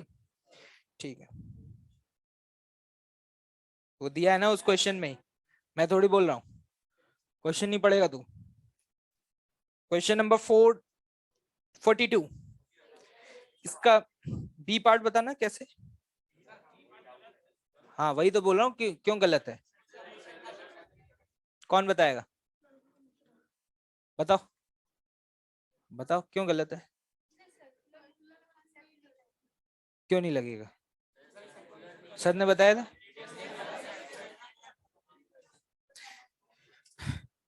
K into delta L, this is the net force. Net force बराबर होता है mv² अपॉन r, और ये r होता है रेडियस ऑफ कर्वेचर। ठीक है। पहली बात तो ये, जब आपने इसको इस तरीके से वेलोसिटी दी है तो ये कोई सर्कुलर मोशन तो कर नहीं रहा। इसका मोशन कुछ इस तरीके का कुछ रहा होगा। ये कैसा मोशन होगा एग्जैक्ट तो मैं भी नहीं बता सकता, लेकिन सर्कुलर तो नहीं है। तो जब सर्कुलर नहीं है तो इस पॉइंट पर तुम ये कैसे बोल सकते हो कि ये जो डिस्टेंस है L प्लस डेल्टा L ये R होगा? क्या तुम ये बोल सकते हो कि ये सेंटर होगा? नहीं बोल सकते। हाँ अगर आप रेडियस ऑफ कर्वेचर निकालना चाहते हो इस पॉइंट पर तो निकाल जरूर सकता हूं, क्योंकि रेडियस ऑफ कर्वेचर निकालने का तरीका क्या है? इस पॉइंट पे v² अपॉन an, और an की वैल्यू मैं लिख सकता हूं क्योंकि फोर्स कितना लग रहा है? K into delta L divided by m, ये होगा R। नहीं समझे? एक्चुअली जब हम फोर्स बराबर mv² अपॉन r लिखते हैं ना तो r होता है radius of curvature. Radius of curvature का मतलब तुम्हें समझ में आना चाहिए। ये तभी पॉसिबल हो सकता था, ये रेडियस ऑफ कर्वेचर, जब ये क्या होता, सेंटर। क्या सर्कुलर मोशन कर रहा है, तुम्हें पता है पहले डिस्टेंस बढ़ेगा, फिर ये डिस्टेंस कम होगा, फिर बढ़ेगा, इस तरीके का मोशन चल रहा होगा। क्या क्लियर है? और रेडियस ऑफ कर्वेचर, अगर आप सही इक्वेशन लिखना चाहते हो तो सही इक्वेशन ये है। इस पॉइंट पर अगर कोई पूछता है भाई साहब रेडियस ऑफ कर्वेचर बताओ, तो मैंने कहा सर्कुलर में सिखाया तो था। इस पॉइंट पे स्पीड बटे A N, normal acceleration. Normal acceleration क्या होगा, फोर्स अपॉन मास, इसलिए गलत है। इसलिए वो इक्वेशन क्या है, गलत। इसलिए आपको याद होगा जब ये सवाल आपने सॉल्व किया था, तो आपने पहली इक्वेशन लगाई थी कंजर्वेशन ऑफ एंगुलर मोमेंटम, और दूसरा लगाया था वर्क एनर्जी थ्योरम। जे वाली इक्वेशन नहीं लगाई थी। यस, 44, 45 हो गया, 46 हो गया, 47, 47 में चर्चा पहले हो चुकी है। जैसे सी पॉइंट से आप रिलीज करोगे वो हवा में आ जाएगा। कहां जाएगा, हवा में। तो उसके बाद उसका ओमेगा चेंज नहीं होगा। जो सी पॉइंट पर उसके पास रोटेशनल काइनेटिक एनर्जी है वो कांस्टेंट रहेगी, और सी पॉइंट से जब तक वो ग्राउंड पर गिरेगा उस दौरान ग्रेविटी के द्वारा किया गया पूरा वर्क उसे in the form of translational energy मिलेगा। हो गया है ये सवाल, बताऊंगा नहीं मैं, ठीक है। ओके, पैराग्राफ पे आते हैं। 48, यहाँ पर ए ऑप्शन में वैसे फ्रिक्शन जो लगेगा वो काइनेटिक होगा। कौन सा होगा, काइनेटिक। लिमिटिंग का मतलब होता है maximum value of static friction. लेकिन यहाँ क्वेश्चन में म्यू दिया हुआ है, तो म्यू दिया हुआ है तो बाय डिफॉल्ट म्यू एस और म्यू के दोनों क्या हो जाएंगे, सेम हो जाएंगे। तो इसीलिए बोल पा रहे हैं, वैसे तो सही स्टेटमेंट ये होना चाहिए कि जैसे ही वो एंटर करेगा उसके ऊपर काइनेटिक फ्रिक्शन लगेगा, लेकिन मैथमेटिकली उस काइनेटिक फ्रिक्शन की वैल्यू अभी लिमिटिंग के बराबर हो जाएगी, क्योंकि यहां पर सिर्फ म्यू दिया हुआ है। तो बाय डिफॉल्ट मैं म्यू एस और म्यू के की वैल्यू को क्या लूंगा, सेम लूंगा। बी ऑप्शन, सी ऑप्शन, पूछो, हो गया। डी ऑप्शन हो गया, कोई डाउट नहीं है, पूछ लो, बताओ तुम। हाँ तुझसे पूछ रहे हैं, तेरे पीछे डायगनल। तेरा नाम क्या है, आर्यन। क्या बोला, आर्यन, सही बोला, ठीक है। 49 ए, हाँ बोलो बोलो जल्दी, Delhi. The mechanical energy of a ring is conserve, नहीं है ना भाई, फ्रिक्शन लग रहा है। तो फ्रिक्शन कैसा है, कंजर्वेटिव या नॉन कंजर्वेटिव। अगर नॉन कंजर्वेटिव फोर्सेस वर्क करते हैं तो सिस्टम की मैकेनिकल एनर्जी क्या कंजर्व रहेगी, नहीं रहेगी। निकाला था ना उस दिन। और बताओ, हो गया पक्का, ओके। 5050 हो गया, okay. 51, B, net work done by friction force कैसे निकालते हैं, वर्क एनर्जी थ्योरम। उस दिन कराए तो थे 2-3 क्वेश्चन। तो इनिशियल काइनेटिक एनर्जी लिख लो और फाइनल, और फाइनल में से इनिशियल को माइनस कर दो, तो आपको क्या पता चल जाएगा, वर्क डन बाय फ्रिक्शन। लेकिन बी केयरफुल, जब आप फाइनल लिखेंगे तो हाफ एम वी स्क्वायर नहीं लिखेंगे सिर्फ, क्योंकि रोटेशनल वाली भी आएगी। समझ रहे हो, पता नहीं क्या समझ रहे हैं। ये बताना, जब रोटेट करना शुरू किया तो स्पीड कितनी आ रही है, v0/2। तो फाइनल काइनेटिक एनर्जी अगर मैं लिखना चाहता हूं तो ऐसे लिखूंगा, हाफ एम v0/2 का होल स्क्वायर, रिंग है तो 1+1, दिस इज द फाइनल। पता नहीं क्यों नहीं आया आंसर। और इनिशियल अगर लिखोगे तो क्या आएगा, हाफ एम v0 स्क्वायर। इसमें से इसको माइनस कर दो, you will get the answer, negative आएगा, आना भी चाहिए क्योंकि फ्रिक्शन पीछे की तरफ लग रहा है।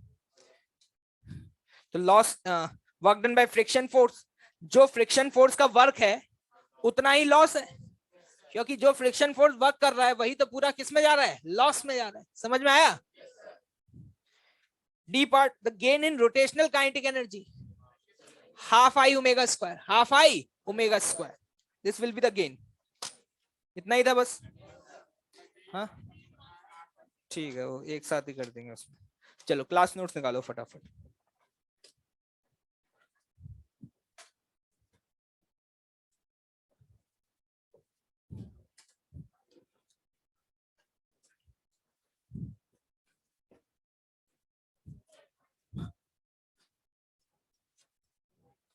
एक मिनट पहले होमवर्क लिख लो, फिर लास्ट में थोड़ा मारा मारी रहती है। रेस देना, रेस।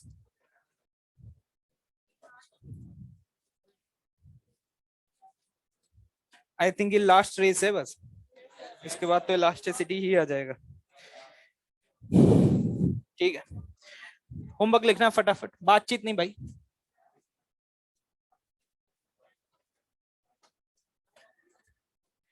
Race number 64 complete. ठीक है, एससीवी देना है किसी पे?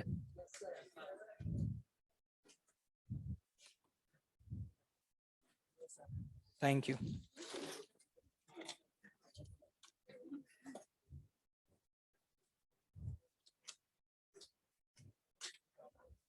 होमवर्क लिखो, होमवर्क पहले, ये ज्यादा इंपॉर्टेंट है।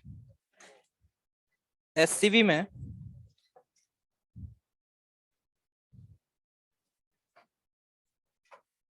71 से 86। ठीक है, मैक्सिमम 1 घंटा लगेगा एससीवी में, इससे ज्यादा लग रहा है तो बहुत दुख की बात है। ठीक है,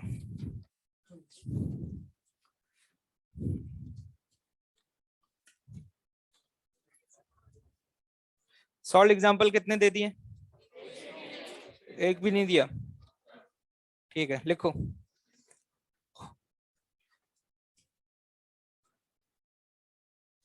सॉल्व एग्जांपल्स 1 से 10, क्या लगता है हो पाएगा? ये लीजिए, बस इतना ही दे रहा हूँ। ठीक है, ज्यादा नहीं दिया आज, शीट नहीं दे रहा हूँ। ठीक है, वैसे अब ज्यादा शीट में बचा भी नहीं है। हाँ, पूछ थोड़ी रहा हूँ तुमसे, बताना शुरू कर दिया।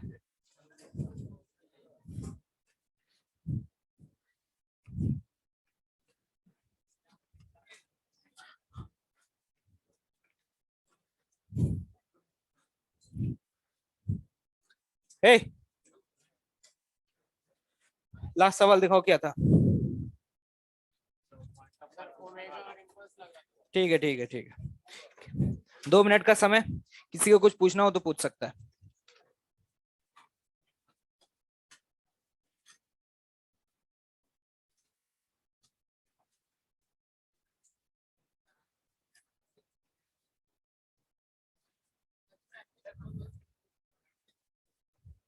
मुंह तो बंद रखा करो थोड़ी देर। हाँ बेटा,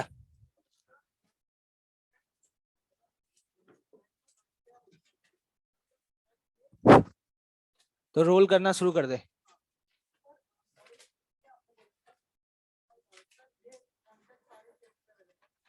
मतलब सिमेट्रिकल बॉडीज, हाँ, पॉइंट ऑफ परक्यूशन पे हिट करो तो रोल कर देगा। ठीक है, और कुछ? चलें फिर आगे बढ़े। ठीक है, एसेंट्रिक कोलिजन जैसे ही सुना, अरे लगा यार ये तो सर ने पढ़ा दिया था, दोबारा से क्यों पढ़ाने लगता है, रिवीजन करा रहे हैं क्या? नहीं, लेकिन आपने जब पढ़ा था तो उस समय आपने एक विशेष बात ऑब्जर्व करी थी कि जो रॉड थी वो फिक्स्ड थी, मतलब किसी एक्सिस के अबाउट रोटेट करनी थी। अभी हमारे पास एक रॉड है और ये हॉरिजॉन्टल सरफेस पर रखा हुआ है। ठीक है, हमारी जो सरफेस है वो स्मूथ है। रॉड का जो मास है, सपोज मान लेते हैं वो कैपिटल एम है, और इसकी जो लेंथ है वो क्या है, एल। यहाँ पर सपोज एक पार्टिकल है और वो पार्टिकल आकर के यहाँ पे हिट करता है, और मान लेते हैं कि पार्टिकल जो है वो एम मास का है और वी वेलोसिटी से मूव कर रहा है। ठीक, मैं कॉन्सेप्ट सिखा दूंगा, सवाल तुम खुद सॉल्व करते रहना। ठीक है, अब ये जो कहानी मैं आपको बताने जा रहा हूं, ये कहानी जस्ट बिफोर द कोलिजन की है। किसकी है? Just before the collision. जब भी इस प्रोफाइल के सवाल आते हैं तो सबसे बढ़िया तरीका ये होता है, फोटो बनाओ, just before and just after the collision. तो बिफोर द कोलिजन की कहानी है, और एक्चुअली हमसे ये पूछा गया भाई साहब ये हिट किया, हमने कहा कर गया। तो अब ये बताओ कि हिट करने के बाद इस रॉड का ओमेगा क्या होगा, रॉड के सेंटर की वेलोसिटी क्या होगी, पार्टिकल की वेलोसिटी क्या होगी, बहुत सारी चीजें पूछी जा सकती हैं। इंपल्स कितना लगाया, फलाना ढिलाना, पता नहीं क्या क्या। ठीक है, तो मैंने कहा कि just after the collision just draw the photo. ये है कहानी कब की, जस्ट आफ्टर, और ये जस्ट बिफोर। मैंने रॉड फ्री है, तुमने कहा फ्री है, तो मैंने कहा रॉड सीआरटीएम करेगा, तुमने कहा बिल्कुल करेगा। अगर रॉड सीआरटीएम करेगा तो ऑब्वियस सी बात है इसके सेंटर के पास एक वेलोसिटी होगी, ठीक, उसको मान लिया v1, और इसके पास एक एंगुलर स्पीड भी होगी जिसको मान लिया क्या, ओमेगा, ठीक है। और ये पार्टिकल टकराने के बाद भी मूव कर रहा होगा, कहां जा रहा होगा, हो सकता है पीछे जा रहा हो, आगे जा रहा हो, मुझे नहीं पता, मैंने मान लिया क्या आगे, तुम्हारा मन करे तुम पीछे मान लेना। अब अगर आप ध्यान से ऑब्जर्व करें तो आपके पास कितने अननोन है, 3 है। कौन कौन, ओमेगा, v1 और v2, ये दिया हुआ है और ये पूछा जाए तो ये तो देख के ही समझ आ रहा है कि यहाँ पे 3 इक्वेशंस की जरूरत पड़ेगी। किसकी जरूरत पड़ेगी, 3 इक्वेशंस की जरूरत पड़ेगी। तो देखना ध्यान से, सबसे पहला सवाल मेरा आपसे ये है, क्या मैं यहां पर लीनियर मोमेंटम कंजर्व कर सकता हूं, यहां कर सकता हूं। आपको याद होगा जब सर ने सवाल कराए थे तो वहां पे रॉड फिक्स थी, तो हिंज का एक्सटर्नल फोर्स था, तो वहां conservation of linear momentum valid नहीं था। लेकिन इस तरीके के प्रोफाइल्स के सवालों में कंजर्वेशन ऑफ लीनियर मोमेंटम भी वैलिड है, बेझिझक होकर के लगाएं, कोई टेंशन वाली बात नहीं है। तो पहली इक्वेशन मेरी बनेगी कहां से, कंजर्वेशन ऑफ लीनियर मोमेंटम। तो अगर लीनियर मोमेंटम कंजर्व करना है तो देखिए इनिशियल मोमेंटम कितना है, m इंटू वी, फाइनल लिखना है तो फाइनल पार्टिकल का तो सिंपली क्या लिख देंगे, m इंटू v2। और किसी भी रिजिड बॉडी का जब लिखते हैं तो उसका मास इंटू v, v हमेशा किसका होता है, सेंटर ऑफ मास का। क्या ये बात याद है आपको, सेंटर ऑफ मास, चिल्ला चिल्ला करके बता रहा हूं, याद रखना कि किसी भी रिजिड बॉडी का मोमेंटम लिखते समय m into v, and v is the velocity of centre of मास, इसलिए तो मैंने सेंटर की वेलोसिटी v1 मानी है। तो यहां से बनेगी इक्वेशन नंबर 1, ठीक है भाई, कोई दिक्कत, ठीक है। एक इक्वेशन आपकी बनेगी, उसके बाद में चर्चा करें ई वाली, कौन सी वाली, ई वाली। जब हम ई वाली इक्वेशन लिखते हैं तो वो होती है velocity of separation minus velocity of approach. Interesting बात, वेलोसिटी ऑफ सेपरेशन में हम उस पॉइंट की वेलोसिटी लिखते हैं जहां पर इंपैक्ट लगा है, या हम कह सकते हैं जहां पे कोलिजन हुआ है। पार्टिकल के लिए तो कोई दिक्कत नहीं है, पार्टिकल की तो वेलोसिटी v2 है तो v2 है। लेकिन अगर मैं रॉड की बात करूं तो रॉड के हर पॉइंट की वेलोसिटी सेम होगी या अलग अलग होगी, सेम या अलग अलग, अलग अलग होगी। तो अब सर वेलोसिटी ऑफ सेपरेशन में किसको देखें, मैंने कहा जिस पे टक्कर हुई है उस पॉइंट को देखो ना, मतलब जहां पे टक्कर हुई है, क्या टक्कर इस पॉइंट पे हुई है, वो पॉइंट कोई भी हो सकता है। अगर इस समय ये पॉइंट है तो इस पॉइंट की तुम वेलोसिटी बता सकते हो क्या होगी, तो मैं कहूंगा चलने की वजह से कितनी होती, v1, सीआरटीएम में निकालना सिखाया था। और घूमने की वजह से कितनी होगी, क्या समझ में आया, चलने की वजह से v1 और ऐसे घूमने की वजह से आगे की तरफ कितनी, ओमेगा इंटू l/2। ये कितने लोगों को समझ में नहीं आया, क्या सभी को आ गया।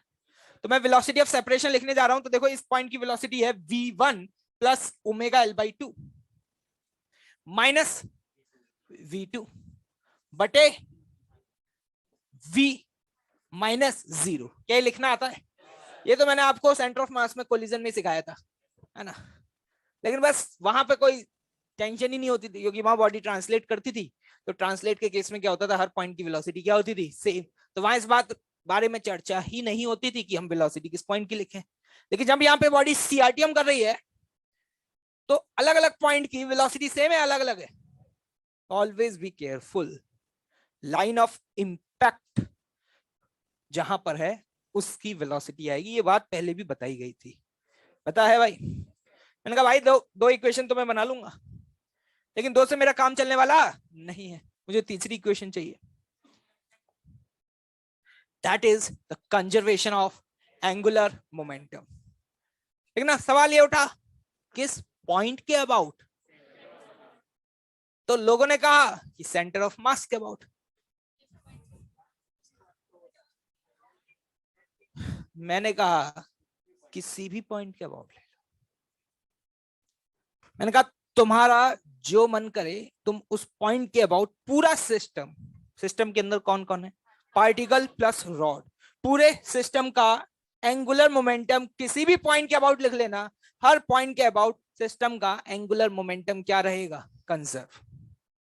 लोगों ने क्यों, मैंने कहा कि इस पूरे सिस्टम पर ड्यूरिंग द कोलिजन कोई एक्सटर्नल फोर्स है क्या, नहीं, यही तो ब्यूटी है। आपको याद होगा जब आपने फिक्स्ड एक्सिस देखा था तो आप उसमें कहते थे कि एंगुलर मोमेंटम कंजर्व होगा लेकिन only about a hinge point. जिस पॉइंट पर हिंज है उसके अबाउट आप एंगुलर मोमेंटम कंजर्व कर सकते हैं, क्योंकि उस पॉइंट के अबाउट हिंज का टॉर्क क्या होगा, 0। लेकिन मैंने यहां पे बोला यार तुम्हारा जो मन करे तुम उसके अबाउट करो, कोई दिक्कत नहीं है।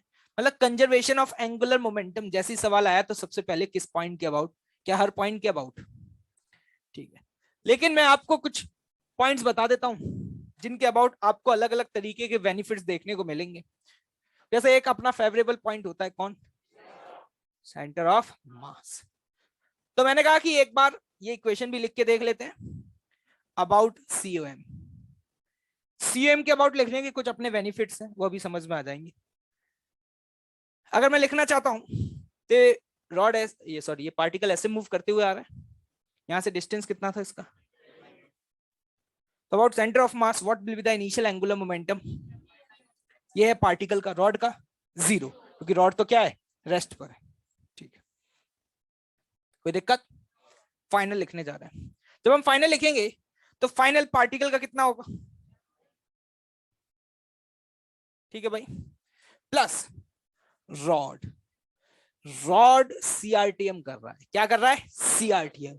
अगर सेंटर ऑफ मास के अबाउट आप लिखेंगे तो इसके पास दो टर्म आएंगे, पहला term M R cross V, लेकिन पहला वाला टर्म क्या हो जाएगा, 0। ये है बेनिफिट सेंटर ऑफ मास के अबाउट लिखने का, क्योंकि सेंटर ऑफ मास के अबाउट लिखेंगे तो रॉड का सिर्फ आईसीएम इंटू ओमेगा आएगा, ट्रांसलेशनल वाला क्या हो जाएगा, 0, क्योंकि एम आर वी में R is the perpendicular distance of centre of mass from that point, और वो पॉइंट ही सेंटर ऑफ मास पे बैठा हुआ है।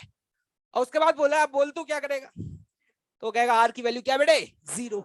और अगर आर की वैल्यू 0 है तो आपको समझ में आ रहा होगा कि इसके अबाउट पहला वाला टर्म तो 0, दूसरा वाला आएगा that is what, ICM into omega. ICM लिखना है तो रॉड का लिख देंगे क्या, नहीं आया समझ। ये है बेनिफिट सेंटर ऑफ मास के अबाउट लिखने का, कि वो ट्रांसलेशनल वाला जो कंपोनेंट है रॉड का वो क्या हो जाता है, 0। देखना मेरा इससे भी फेवरेट एक पॉइंट है, अबाउट पॉइंट ऑफ इंपैक्ट।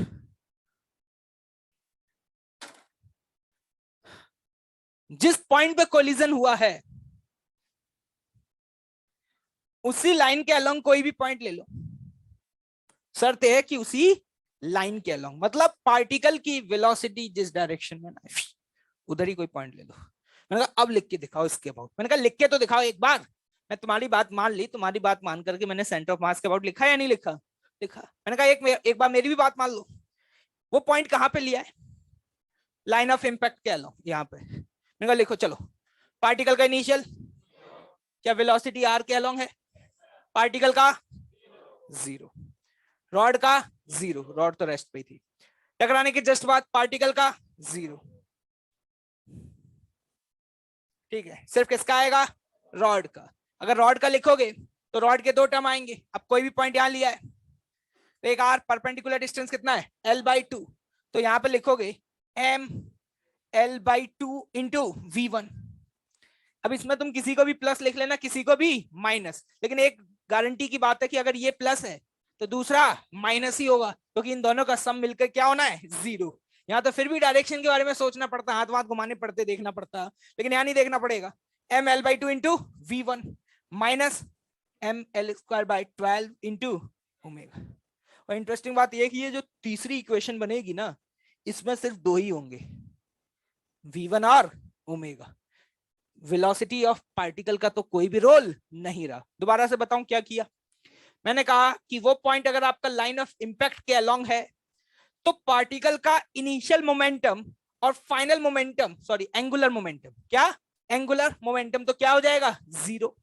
सिर्फ किसका आएगा, रॉड का। और रॉड का तुम्हें लिखना आता है इस पॉइंट के अबाउट, लिखना सिखाया था, M L/2 into V1 plus ICM into omega. लेकिन ये गारंटी, अगर तुमने इसको प्लस लिखा तो इसको माइनस लिखना, अगर इसको प्लस लिखा तो इसको माइनस लिख देना, दैट्स ऑल। कितने लोगों को समझ में आया, तो आप चाहें तो ये इक्वेशन यूज करें, चाहें तो आप ये यूज करें, this is your personal choice, what ever you want, ठीक है, लेकिन you will always get the correct answer. क्या ये बात क्लियर है भाई? हाँ, अच्छा, कहाँ था पिछली क्लास में? आईसीएम इंटू ओमेगा, कुछ याद आ रहा है? दूसरा वाला टर्म क्या होता था सीआरटीएम के केस में? ICM into omega. तो ये चाहो कोई भी यूज कर लेना, you will get the answer, note down this.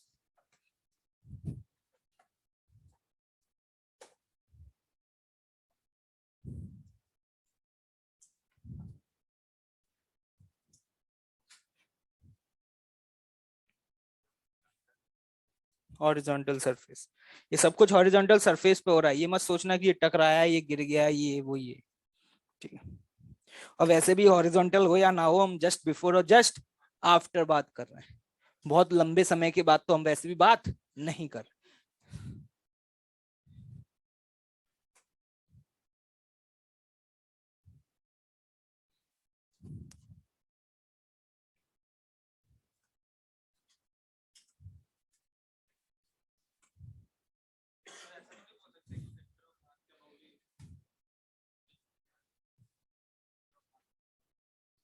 क्यों? सीआरटीएम है वो तो, एक्सिस क्या है इसमें, जिस पॉइंट पे बैठ जाओ वही एक्सिस है।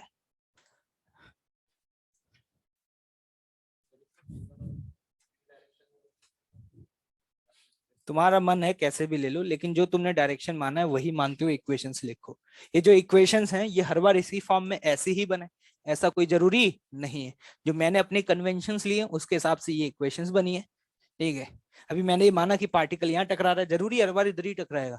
कहीं और भी टकरा सकता है। अभी मैंने ये माना कि इसका ओमेगा इधर है, कहीं भी हो सकता है। मैंने आपको बस ये बताया कि हाउ टू अप्रोच। इक्वेशन याद मत कर लेना, जो तीन ही इक्वेशन होती है वैल्यू पुट करनी है इनमें, ठीक है।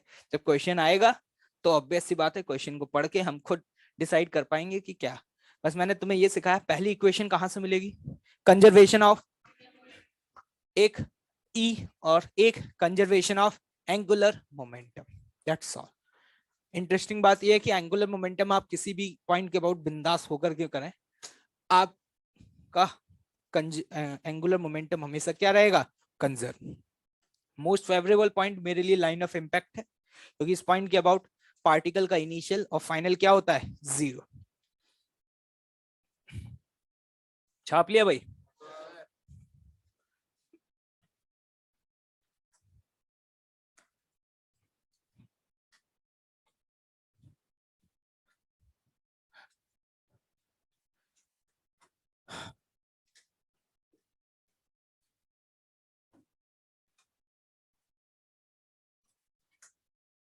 और जरूरी नहीं है कि हर बार तीन ही बने, कभी कभी ऐसा भी हो सकता है कि एक दो इक्वेशन से ही काम चल जाए, कि जबरदस्ती बनाए जा रहे हैं, सर ने बोला था तीन बनानी है बस, क्या पता तीन वेरिएबल्स ना ही हो, कुछ हो जाए ऐसा काम, ठीक है। तो अपने आप सोचना ये, ठीक है।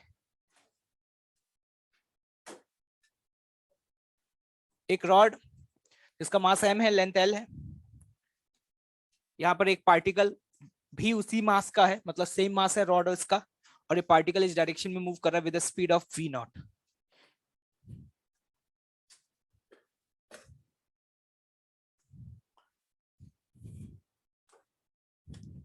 क्वेश्चन लिखें, particle sticks to the rod, particle sticks to the rod just after the collision, particle sticks to the rod just after the collision, find a part vcm of rod, b part omega of rod, and the c part impulse by rod on the particle during the collision. C part impulse by the rod on the particle during the collision.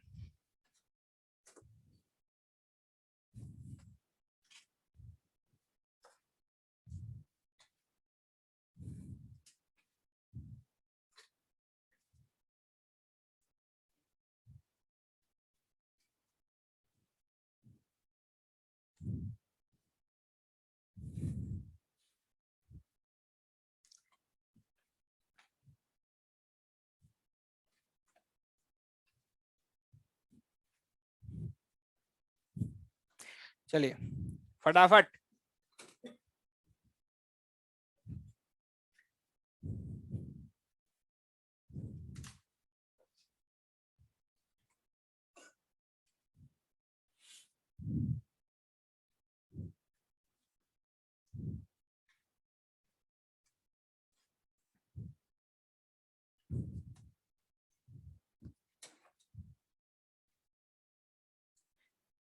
ये projector पहले भी लगा हुआ था क्या?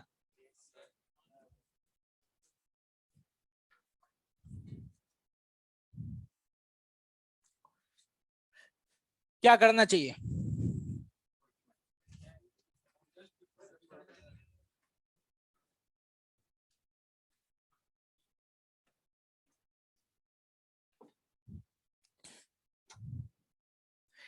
करो करो, try करो, कोई दे। तुम इक्वेशंस बना दो, सॉल्व तो मैं कर दूंगा, ठीक है? बना ली इक्वेशंस? वी नॉट बाय 2 आ रहा है, देखा ना कैसे आ रहा है बेटा? 2 वी नॉट बाई 2 कितने लोगों का आ गया? ओके वंडरफुल, एकदम गलत है, ठीक है?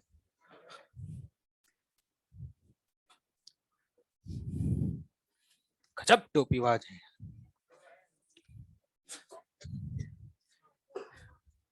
V naught by 5 will be a correct answer of a first part. देख लो कैसे आएगा, निकाल लो जल्दी से। वो कहाँ है? वो भाई साहब कहाँ गए? नहीं, ये वीसीएम रॉड का है, लिखा तो है साफ साफ कि हर चीज में कुछ ना कुछ सिस्टम का। हाँ भाई कबूतरो, पीछे वाली जनता, कोई है? करो करो, टाइम लो, कोई दिक्कत नहीं मुझे। वो नहीं दिख रहे यार, वो कहाँ गए वो भाई साहब, पेठे वाले भैया? बहुत फ्लक्चुएट होता है इस बैच में, मतलब स्टूडेंट्स। कुछ लोग ऐसा है कि वो एमडब्ल्यूएफ में आते हैं तो टीटीएस में नहीं आते। क्लास रेगुलर चल रही है, बता देना उन्हें।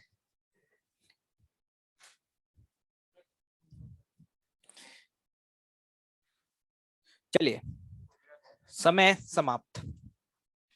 सबसे पहले गलती मैं बता देता हूं तुमने क्या करी होगी, देखना ध्यान से। कंजर्वेशन ऑफ लीनियर मोमेंटम, लिखना शुरू करें भाई। जल्दी से बताना इनिशियल लीनियर मोमेंटम कितना है? M V not. फाइनल लिखो, ठीक है? पार्टिकल का लिखना है, लोगों ने क्या किया, पार्टिकल का लिख दिया सिंपली एम वी वन। मैं आपसे पूछना चाहूंगा कि इस पॉइंट पर जो पार्टिकल है उसकी वेलोसिटी वही तो होगी जो कि रॉड के इस पॉइंट की होगी। क्या रॉड के इस पॉइंट की वेलोसिटी v1 होगी क्या? अगर रॉड के इस पॉइंट की वेलोसिटी पूछी तो क्या लिखोगे? v1 plus omega L bye 2। तो एक बात बताओ, जो पार्टिकल है, पार्टिकल का मोमेंटम होता है मास इंटू वेलोसिटी, और पार्टिकल की वेलोसिटी v1 है या v1 plus omega L by 2 है? तो पार्टिकल का लिखने जा रहा हूं, देखना, M V one plus omega L by 2 plus rod, rod का तो सिंपली क्या लिख देंगे, एम इंटू वी वन। तो यहां से V naught equal to 2v1 plus omega L by 2। पहली गलती ये, लोग ये क्या करते हैं, M V one sir answer V naught by 2, पता नहीं क्यों करते हैं। गलत था या सही था?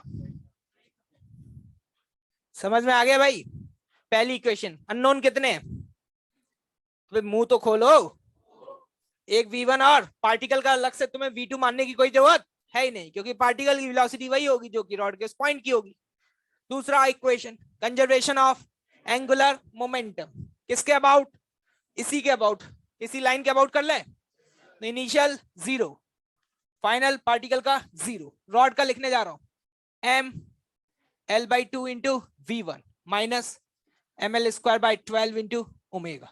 ये वाली इक्वेशन तो हमेशा ही सेम बनेगी। सोच रहे क्या बोल दिया, कोई दिक्कत नहीं है। तो बताना यहाँ से v1 और इसमें क्या रिलेशन आ रहा है। v1 equals to omega L by 6। Equation number 2 solve हो गया, वैल्यू पुट कर दो। ये कैसे लिखा है, ये रॉड का समझ में आया? तो बताओ यहाँ से v1 की वैल्यू कितनी आ रही थी, v नॉट बाय 5। क्या ओमेगा निकाल लोगे? ओमेगा कितना आ रहा है, 6 v नॉट बाय 5।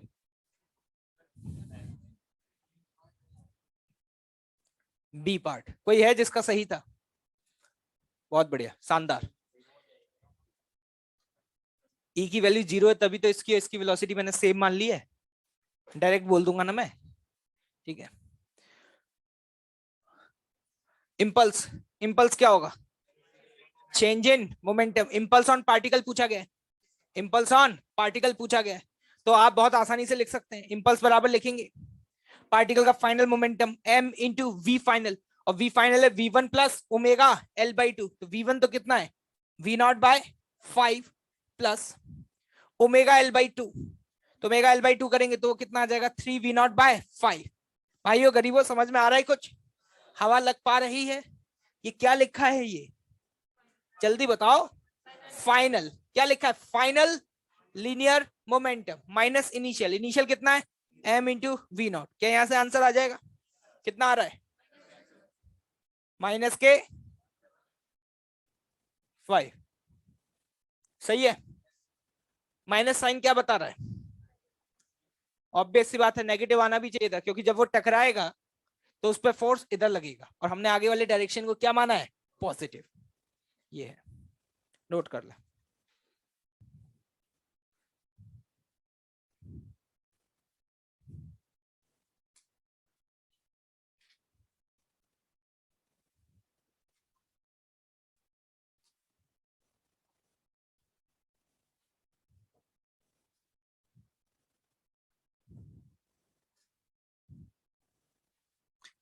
देखिएगा सवाल में थोड़ा सा परिवर्तन, इस बार जो पार्टिकल है वही v0 वेलोसिटी से आ तो रहा है, लेकिन अब वो जिस पॉइंट पर हिट करेगा वो पॉइंट बेटा सेंटर से l/4 दूरी पर है।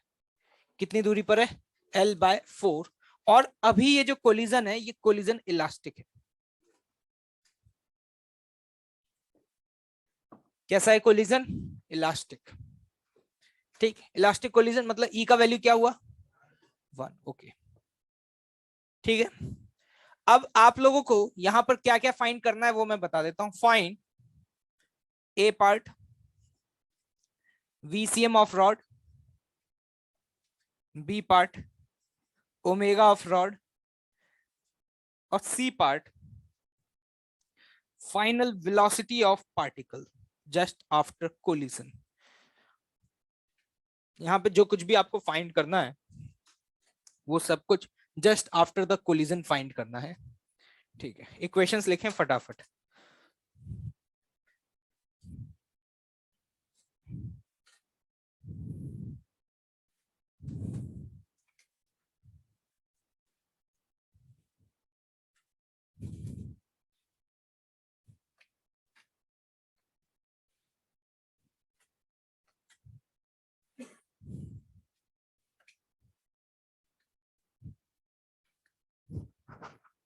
इक्वेशंस लिख दो एक बार एक झटके में फटाफट, है ना, फिर सॉल्व मैं कर दूंगा। Yes, quick.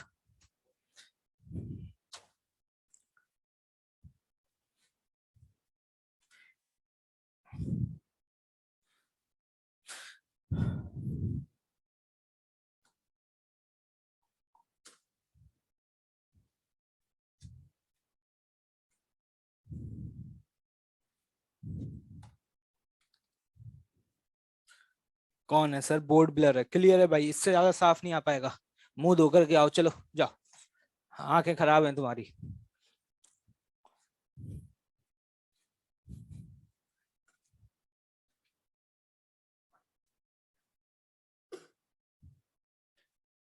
कितने लोग हैं जो तीनों इक्वेशंस लिख चुके हैं?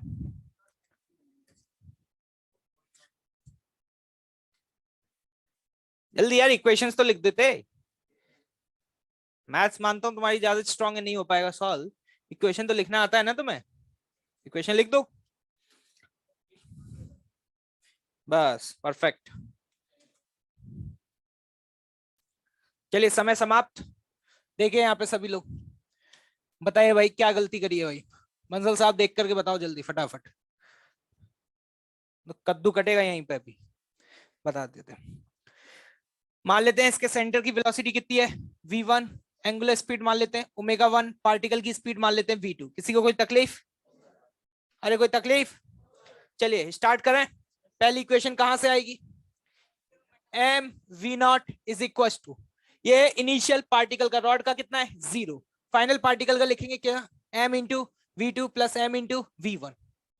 पहली इक्वेशन वी नॉट बराबर V one plus V two, equation number 1।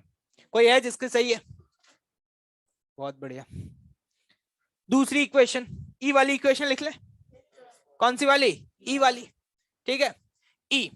ई तो बनी है, वेलोसिटी ऑफ सेपरेशन,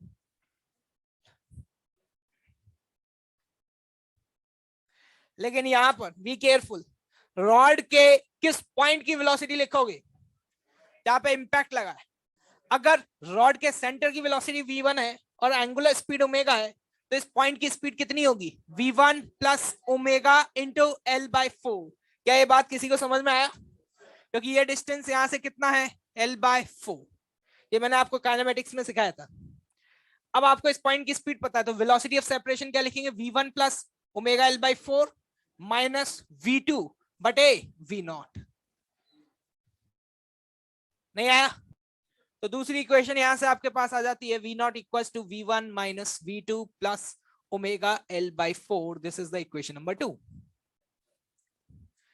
बेटा मेहनत ज्यादा करनी पड़ेगी अभी, क्योंकि अननोन कितने हैं, 3, इक्वेशंस कितनी है, 2। तीसरी इक्वेशन कहां से आएगी, कंजर्वेशन ऑफ एंगुलर मोमेंटम, किसके अबाउट, किसी भी के अबाउट। क्या इसी लाइन के अबाउट कर ले, इस लाइन के अबाउट अगर करेंगे तो पार्टिकल का इनिशियल, पार्टिकल का फाइनल, पक्का। तो जरा ध्यान से देखना, 0 बराबर 0, ये पार्टिकल का लिख दिया, प्लस रॉड का लिखना है इस पॉइंट के अबाउट, तो इसके अबाउट सेंटर का कितना लिखेंगे, m इंटू एल बाई 2 या L by 4 into v minus m l square by 12 into omega,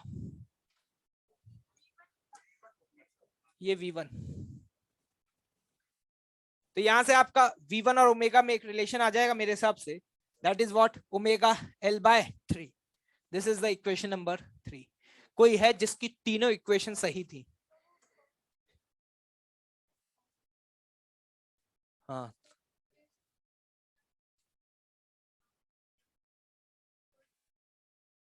क्या,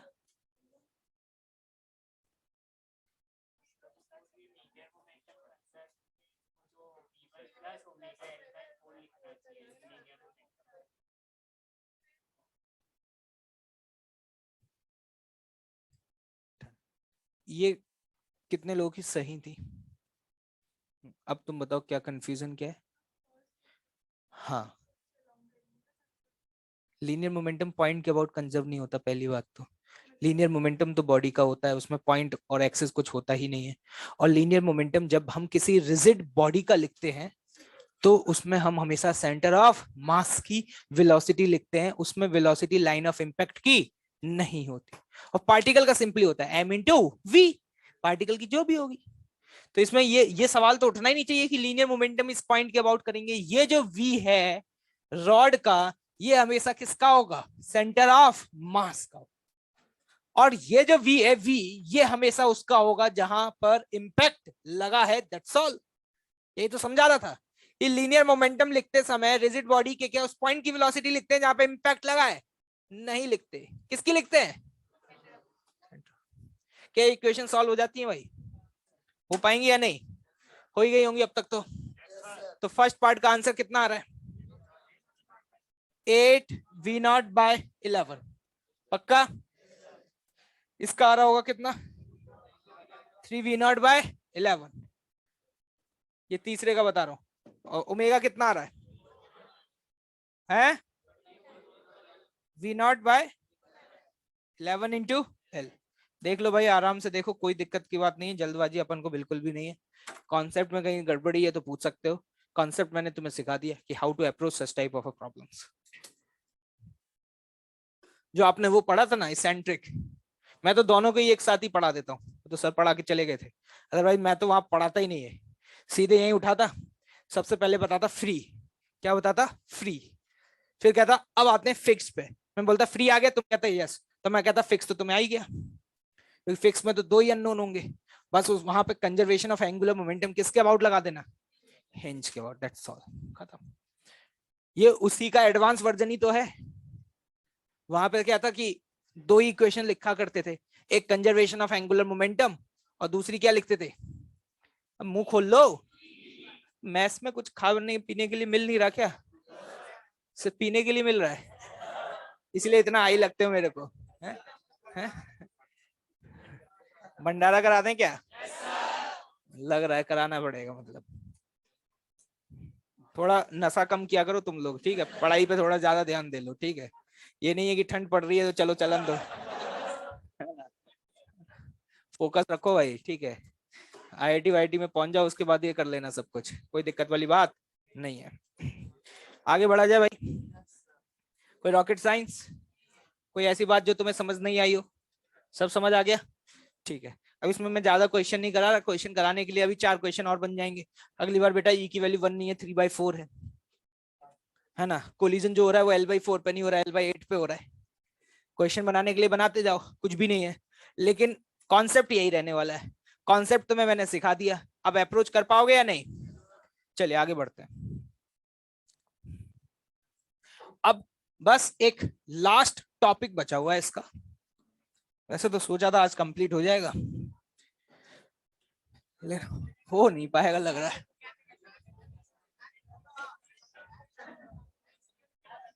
अरे यार ये क्या, तो यार, क्या मतलब है? तुम लोग तुरंत ये सब्जी ले लो, टमाटर ले लो, 5 रुपए किलो है क्या? भाई ठीक है, मैं समझ रहा हूँ तुम्हारी गरीबी है, लेकिन यहाँ कोई नहीं खरीद रहा तुमसे, ठीक है? बाहर जाकर के बैठा करो मंडी में, यहाँ क्यों शुरू कर देते हो नालायक?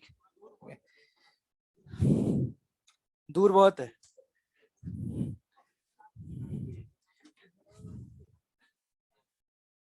Next heading.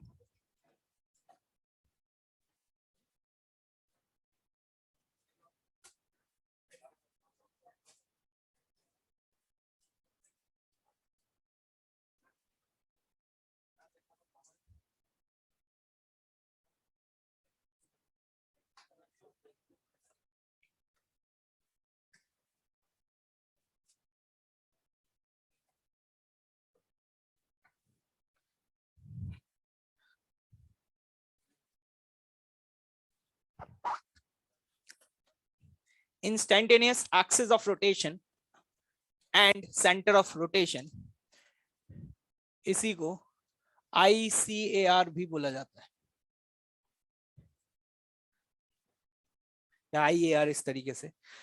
इसको पढ़ने के बाद हमें चीजें और शानदार तरीके से दिखाई देने लग जाती हैं, और कोई बहुत बड़ी रॉकेट साइंस नहीं है। ये एक तरीका है कि किसी भी एक मोमेंट पर कोई भी बॉडी जो CRTM परफॉर्म कर रही है, उस मोमेंट पर उस मोशन को as a fixed axis rotation की तरह ऑब्जर्व करना।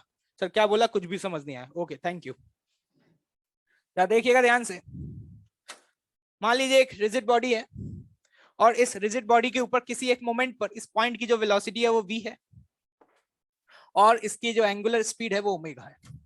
ये किसी एक मोमेंट की बात कर रहा हूं, मुझे इस बॉडी के ऊपर प्रेजेंट एक पॉइंट की स्पीड और ओमेगा दिया हुआ है। अब इट मे बी पॉसिबल कि यहां पर कोई एक ऐसा पॉइंट हो जिसकी वेलोसिटी 0 हो। सपोज मैंने यहां से r डिस्टेंस नीचे गया, और मैं अगर आपसे पूछूं कि ये कोई पॉइंट P है, P, तो मुझे ये बताओ कि इस पॉइंट की वेलोसिटी क्या होगी? तो ये मैंने आपको काइनेमेटिक्स में सिखाया था, ट्रांसलेट करने की वजह से v आगे, और इसके अबाउट घूमने की वजह से ओमेगा r पीछे। तो अगर मैं आपसे पूछूं कि पॉइंट P की वेलोसिटी क्या होगी, तो आप सिंपली लिखेंगे v माइनस ओमेगा r। लेकिन अगर ये वाला टर्म 0 हो जाए, क्या हो जाए? 0। तो इस मोमेंट पर, या हम कह सकते हैं इस इंस्टेंट पर, हम ये एज्यूम कर सकते हैं, देखिएगा, कि जो बॉडी आप देख पा रहे हैं, ये वाली बॉडी, शेप चेंज हो गया, एज इट इज सेम तो नहीं बना पाऊंगा, ठीक है, ज्यादा ही चेंज हो गया। इस मोमेंट पर इस पॉइंट P की वेलोसिटी क्या है? 0। तो वी कैन एज्यूम दैट कि ये पूरा का पूरा बॉडी इस एक्सिस के अबाउट क्या कर रहा है? फिक्स्ड एक्सिस रोटेशन कर रहा है। इस मोमेंट पे बोल रहा हूं, हो सकता है जस्ट अगले मोमेंट पर ये पॉइंट P कोई और हो, लेकिन इस मोमेंट पर ये माना जा सकता है कि ये बॉडी जो CRTM कर रही थी, वो इस मोमेंट पर इस एक्सिस के अबाउट, वो एक्सिस कहां से पास हो रही है? पॉइंट पी से। क्या कर रही है? Fixed axis rotation. मैंने जैसे ही बोला बिल्लू उछल के खड़ा हो गया, ये क्या तरीका है? कुछ भी कर रहे हैं। मैंने कहा कि सबसे पहले मुझे ये बताओ कि एक्सिस ऑफ रोटेशन को आपने डिफाइन कैसे किया था। तो आपको याद होगा कि वो सारे पॉइंट जो एक्सिस ऑफ रोटेशन पर लाई किया करते थे, उनकी वेलोसिटी क्या होती थी? 0 होती थी। इस मोमेंट पर अगर मैं एक एक्सिस बना दूं इस तरीके से, तो इस एक्सिस पर लाई करने वाले क्या सभी पॉइंट की वेलोसिटी 0 होगी? और अगर 0 होगी तो क्या मैं ये एज्यूम कर सकता हूं कि ये बॉडी इस मोमेंट पर क्या कर रहा है? Fixed axis rotation. लेकिन वो एक्सिस ऑफ रोटेशन क्या है? वो एक्सिस है जो कहां से पास हो रहा है? पॉइंट पी से। इस पॉइंट को बोला जाता है इंस्टेंटेनियस। इंस्टेंटेनियस का मतलब इस इंस्टेंट पर है, अगले इंस्टेंट पर है या नहीं पता नहीं, क्योंकि अगले इंस्टेंट पर चेंज भी हो सकता है। इसलिए इस इंस्टेंट पर बोला जा सकता है this is instantaneous centre of rotation. और वो एक्सिस जो पॉइंट पी से पास कर रही है, इस प्लेन के परपेंडिकुलर है, उसे बोला जाएगा क्या? Instantaneous axis of rotation. Clear? मैंने जैसे ही बोला बिल्लू ने कहा ये क्या तमाशा लगा रखा है तुमने, है? वैसे चैप्टर इतना लेंदी हो गया है ना, ये क्यों पढ़ा रहे हो? क्या नीड है? नीड ये है कि इसको पढ़ने के बाद हमारे लिए वेलोसिटी एनालिसिस करना या किसी भी सिस्टम की काइनेटिक एनर्जी निकालना, ये सारी चीजें आसान हो जाती है, क्योंकि फिक्स्ड एक्सिस रोटेशन में हमें चीजें ज्यादा अच्छे से दिखाई देती हैं एज कंपेयर टू सीआरटी। जैसे कि इस केस में मैं अगर आपसे पूछता कि भाई साहब इस पॉइंट की वेलोसिटी बताना, तो तुम कैसे बोलते? चलने की वजह से v, घूमने की वजह से j, फिर दोनों का वेक्टर समेशन करते, फिर उनका डायरेक्शन वायरेक्शन तमाशा करते, सब करते या नहीं करते? लेकिन आज देखना जरा ध्यान से, मैंने बोला भाई साहब क्या आपको इंस्टेंटेनियस एक्सिस ऑफ रोटेशन पता चल गया? तुमने कहा पता चल गया, ये रहा। तो मैंने कहा भाई साहब यहाँ पे हमारे पास एक पॉइंट है। मैंने कहा अच्छा, इसकी वेलोसिटी बताओ। तो तुम सिर्फ मुझसे एक सवाल पूछोगे, इसका यहाँ से डिस्टेंस बताओ। मैंने बोला यहाँ से डिस्टेंस r1 है, तो तुम तुरंत बोलोगे इसकी वेलोसिटी होगी omega into r1, that's all, खत्म। नहीं आया समझ? मतलब वेलोसिटी एनालिसिस करना कितना आसान हो गया। तुम तुरंत बता सकते हो देख करके कि कौन सा पार्टिकल किस दिशा में जा रहा होगा। पहले रिजल्टेंट निकालना होता था, वी इधर, इन दोनों का रिजल्टेंट इधर कहीं। आज तुरंत बताओगे, तुरंत। किसी ने मुझसे पूछा कि भाई साहब, मैंने कहा ऐसा कौन सा पॉइंट है जिसकी वेलोसिटी जो है वो वर्टिकल डायरेक्शन में होगी? किस डायरेक्शन में होगी? वर्टिकल डायरेक्शन में। तो जरा ध्यान से देखना, वेलोसिटी आर के तो परपेंडिकुलर होगी, आर के तो परपेंडिकुलर होगी, ये तो मानते हो ना? तो मुझसे बोला वेलोसिटी वर्टिकल डायरेक्शन में। अगर वेलोसिटी वर्टिकल है तो आर क्या होना चाहिए? हॉरिजॉन्टल। मैंने कहा इस लाइन पे लाई करने वाले सभी पॉइंट की वेलोसिटी कहां होगी? वर्टिकल। जो पॉइंट जितना दूर होगा उसकी वेलोसिटी उतनी ज्यादा होगी। ऐसे कुछ नहीं आया समझ? ये ऐसे घूम रहा है इस पॉइंट के अबाउट, तो ये वाले पॉइंट ऊपर जा रहे होंगे और ये वाले पॉइंट नीचे जा। चीजों को देखने का नजरिया, अंदाज बदल चुका है, बहुत आसानी से बता पा रहे हैं। अगर मैं इस सवाल में तुमसे पूछ लेता ना कि वो पॉइंट बताओ जिनकी वेलोसिटी वर्टिकल होगी, ऐसा सवाल किया भी है, तेल निकल गया था। निकला था? तुम्हें तो जे भी समझ में नहीं आया था वो पॉइंट होगा कहां पर। है ना? तुम तो ये चेक ही करते रह गए थे, first quadrant, second quadrant, third quadrant, है ना? लेकिन अगर आपको आईसीआर का कॉन्सेप्ट पता है, आईसीआर का कॉन्सेप्ट पता, अगर ये पॉइंट पी निकाल पाए तो आप बहुत आसानी से वेलोसिटी एनालिसिस कर सकते हैं। एक झटके में आप किसी भी पॉइंट की वेलोसिटी बता सकते हैं, इवन दिशा भी बता सकते हैं, मैग्नीट्यूड भी बता सकते हैं। जो पॉइंट यहां से जितनी दूर होगा उसकी वेलोसिटी उतनी ज्यादा होगी। मुझसे अगर कोई यहाँ पे पूछ लेता कि भाई साहब इस बॉडी के ऊपर वो पॉइंट निकाल के बताना जिसकी वेलोसिटी सबसे ज्यादा हो, तो अब यहां पर अगर आपने ये कॉन्सेप्ट नहीं पढ़ा होता तो पता आप क्या करते? कोई एक जनरल पॉइंट लेते, उसकी वेलोसिटी लिखते, फिर उस वेलोसिटी को डिफरेंशिएट करते, फिर जाके कहीं मैक्सिमम मिनिमम निकलता। लेकिन आज मुझसे बोला भाई साहब, मैंने कहा वो पॉइंट बताओ जिसकी वेलोसिटी सबसे ज्यादा होगी, तो मैं कहूंगा तुम ये बताओ कि वो पॉइंट पी से सबसे ज्यादा दूर होना चाहिए। उसने कहा ये लो भाई, ये गजब है, इनसे हमने सवाल पूछा, इनने हमसे ही पूछ लिया। हमने कहा यहाँ पर वो पॉइंट ये रहा, यही मुझे सबसे दूर दिख रहा है। मैंने कहा यही वो पॉइंट है जिसकी वेलोसिटी क्या होगी? सबसे ज्यादा होगी। नहीं आई मेरी बात समझ? ये तरीका है, इससे चीजें एनालाइज होती हैं, और this is one of the way to convert a CRTM in a fixed axis rotation for a velocity analysis. पहले आप काइनेटिक एनर्जी कैसे लिखते थे?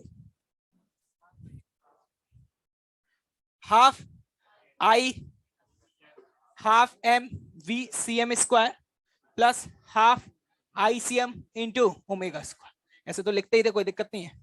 लेकिन अगर मुझे ये पता है तो पता है ऐसे, अगर ये मैंने मान लिया कि इस एक्सिस के अबाउट ये रोटेट कर रही है, तो ये है फिक्स्ड एक्सिस, तो इसी को ऐसे लिखा जा सकता है, half I about axis of rotation, जो कि आपका क्या है, ICR into omega square. That's all. अगर पॉइंट आपको पता है तो सीधे लिख लो हाफ आई ओमेगा स्क्वायर।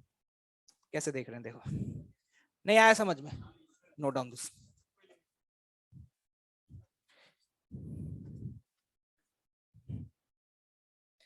एक तो इनका इंटरेस्ट समझ में नहीं आता कि सर इस कैमरे में आप हैंडसम बहुत दिख रहे हैं, एरिया ऑफ इंटरेस्ट ही बदल गया है। अच्छा, सबको सेम लाइन मारते हैं? ये किस फील्ड में आ गए हैं ये लोग? बीएस सर को beautiful.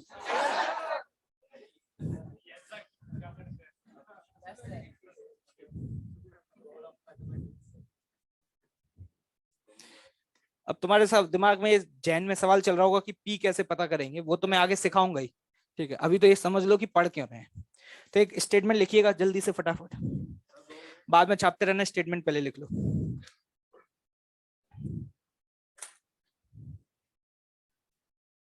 To calculate the velocity of other points of a rigid body, to calculate the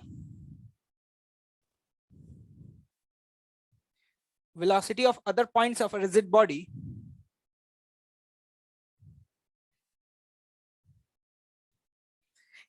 it can be assumed to perform the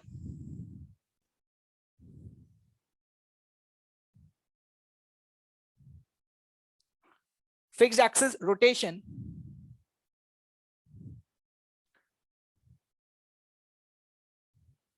about an axis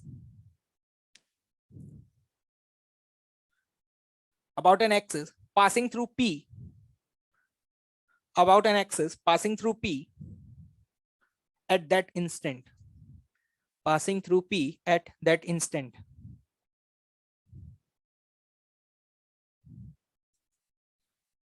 bracket में लिखना पॉइंट पी की खास बात क्या है, वो पॉइंट पी में क्या होना चाहिए, velocity of point P should be a zero, velocity of a point P should be a zero.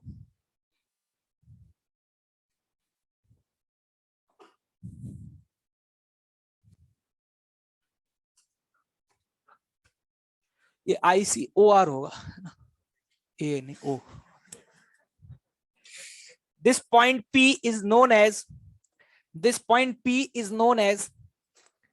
ICOR, and axis passing through this point P is known as, लिख लो, this point P is known as ICOR, and axis passing through P and normal to the plane of body, is known as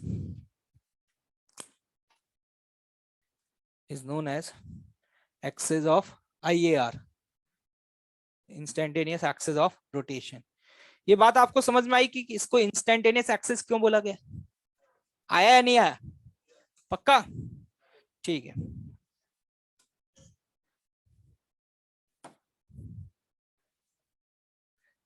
instantaneous axis of rotation को ही मैंने बोल दिया है IAOR, और उस point को बोल दिया, कुछ याद मत कर लेना घर पे जाकर के, चिट बना के चिपका दी दीवार पे, बहुत टफ नाम है इंस्टेंटेनियस एक्सिस। क्लियर है भाई? ठीक है, ध्यान से सुनना। ये एक रॉड है, तो मैं कबूतर बना दूंगा 2 मिनट में। कितने मिनट में? 2 मिनट, है ना? क्या पूछो कैसे बनाओगे? अभी बताऊंगा क्लास के बाद, ठीक है? अभी समय नहीं है अभी। ये रॉड, रॉड के सेंटर की वेलोसिटी है v नॉट, ठीक है भाई? एंगुलर वेलोसिटी है 3v0 बाय एल। कितनी है? 3v0 bye L. रॉड का मास m है, लेंथ l है, ठीक? Find a part location of ICOR and B part kinetic energy. कल डिस्कस करेंगे इस सवाल को, होमवर्क फॉर यू, ठीक है भाई? इसी के साथ चला जाए फिर। होमवर्क तो मिल ही चुका है, हो पाएगा कल तक? कंप्लीट करके लाना भाई। SC भी जरूर कर लेना, आसान है। सवाल समझ में आ गया क्या है? सोच के आना हाउ टू अप्रोच, ठीक है? आपको वो पॉइंट फाइंड आउट करना है जिस पॉइंट की वेलोसिटी क्या हो, 0। चलिए, ओके, थैंक यू भाई।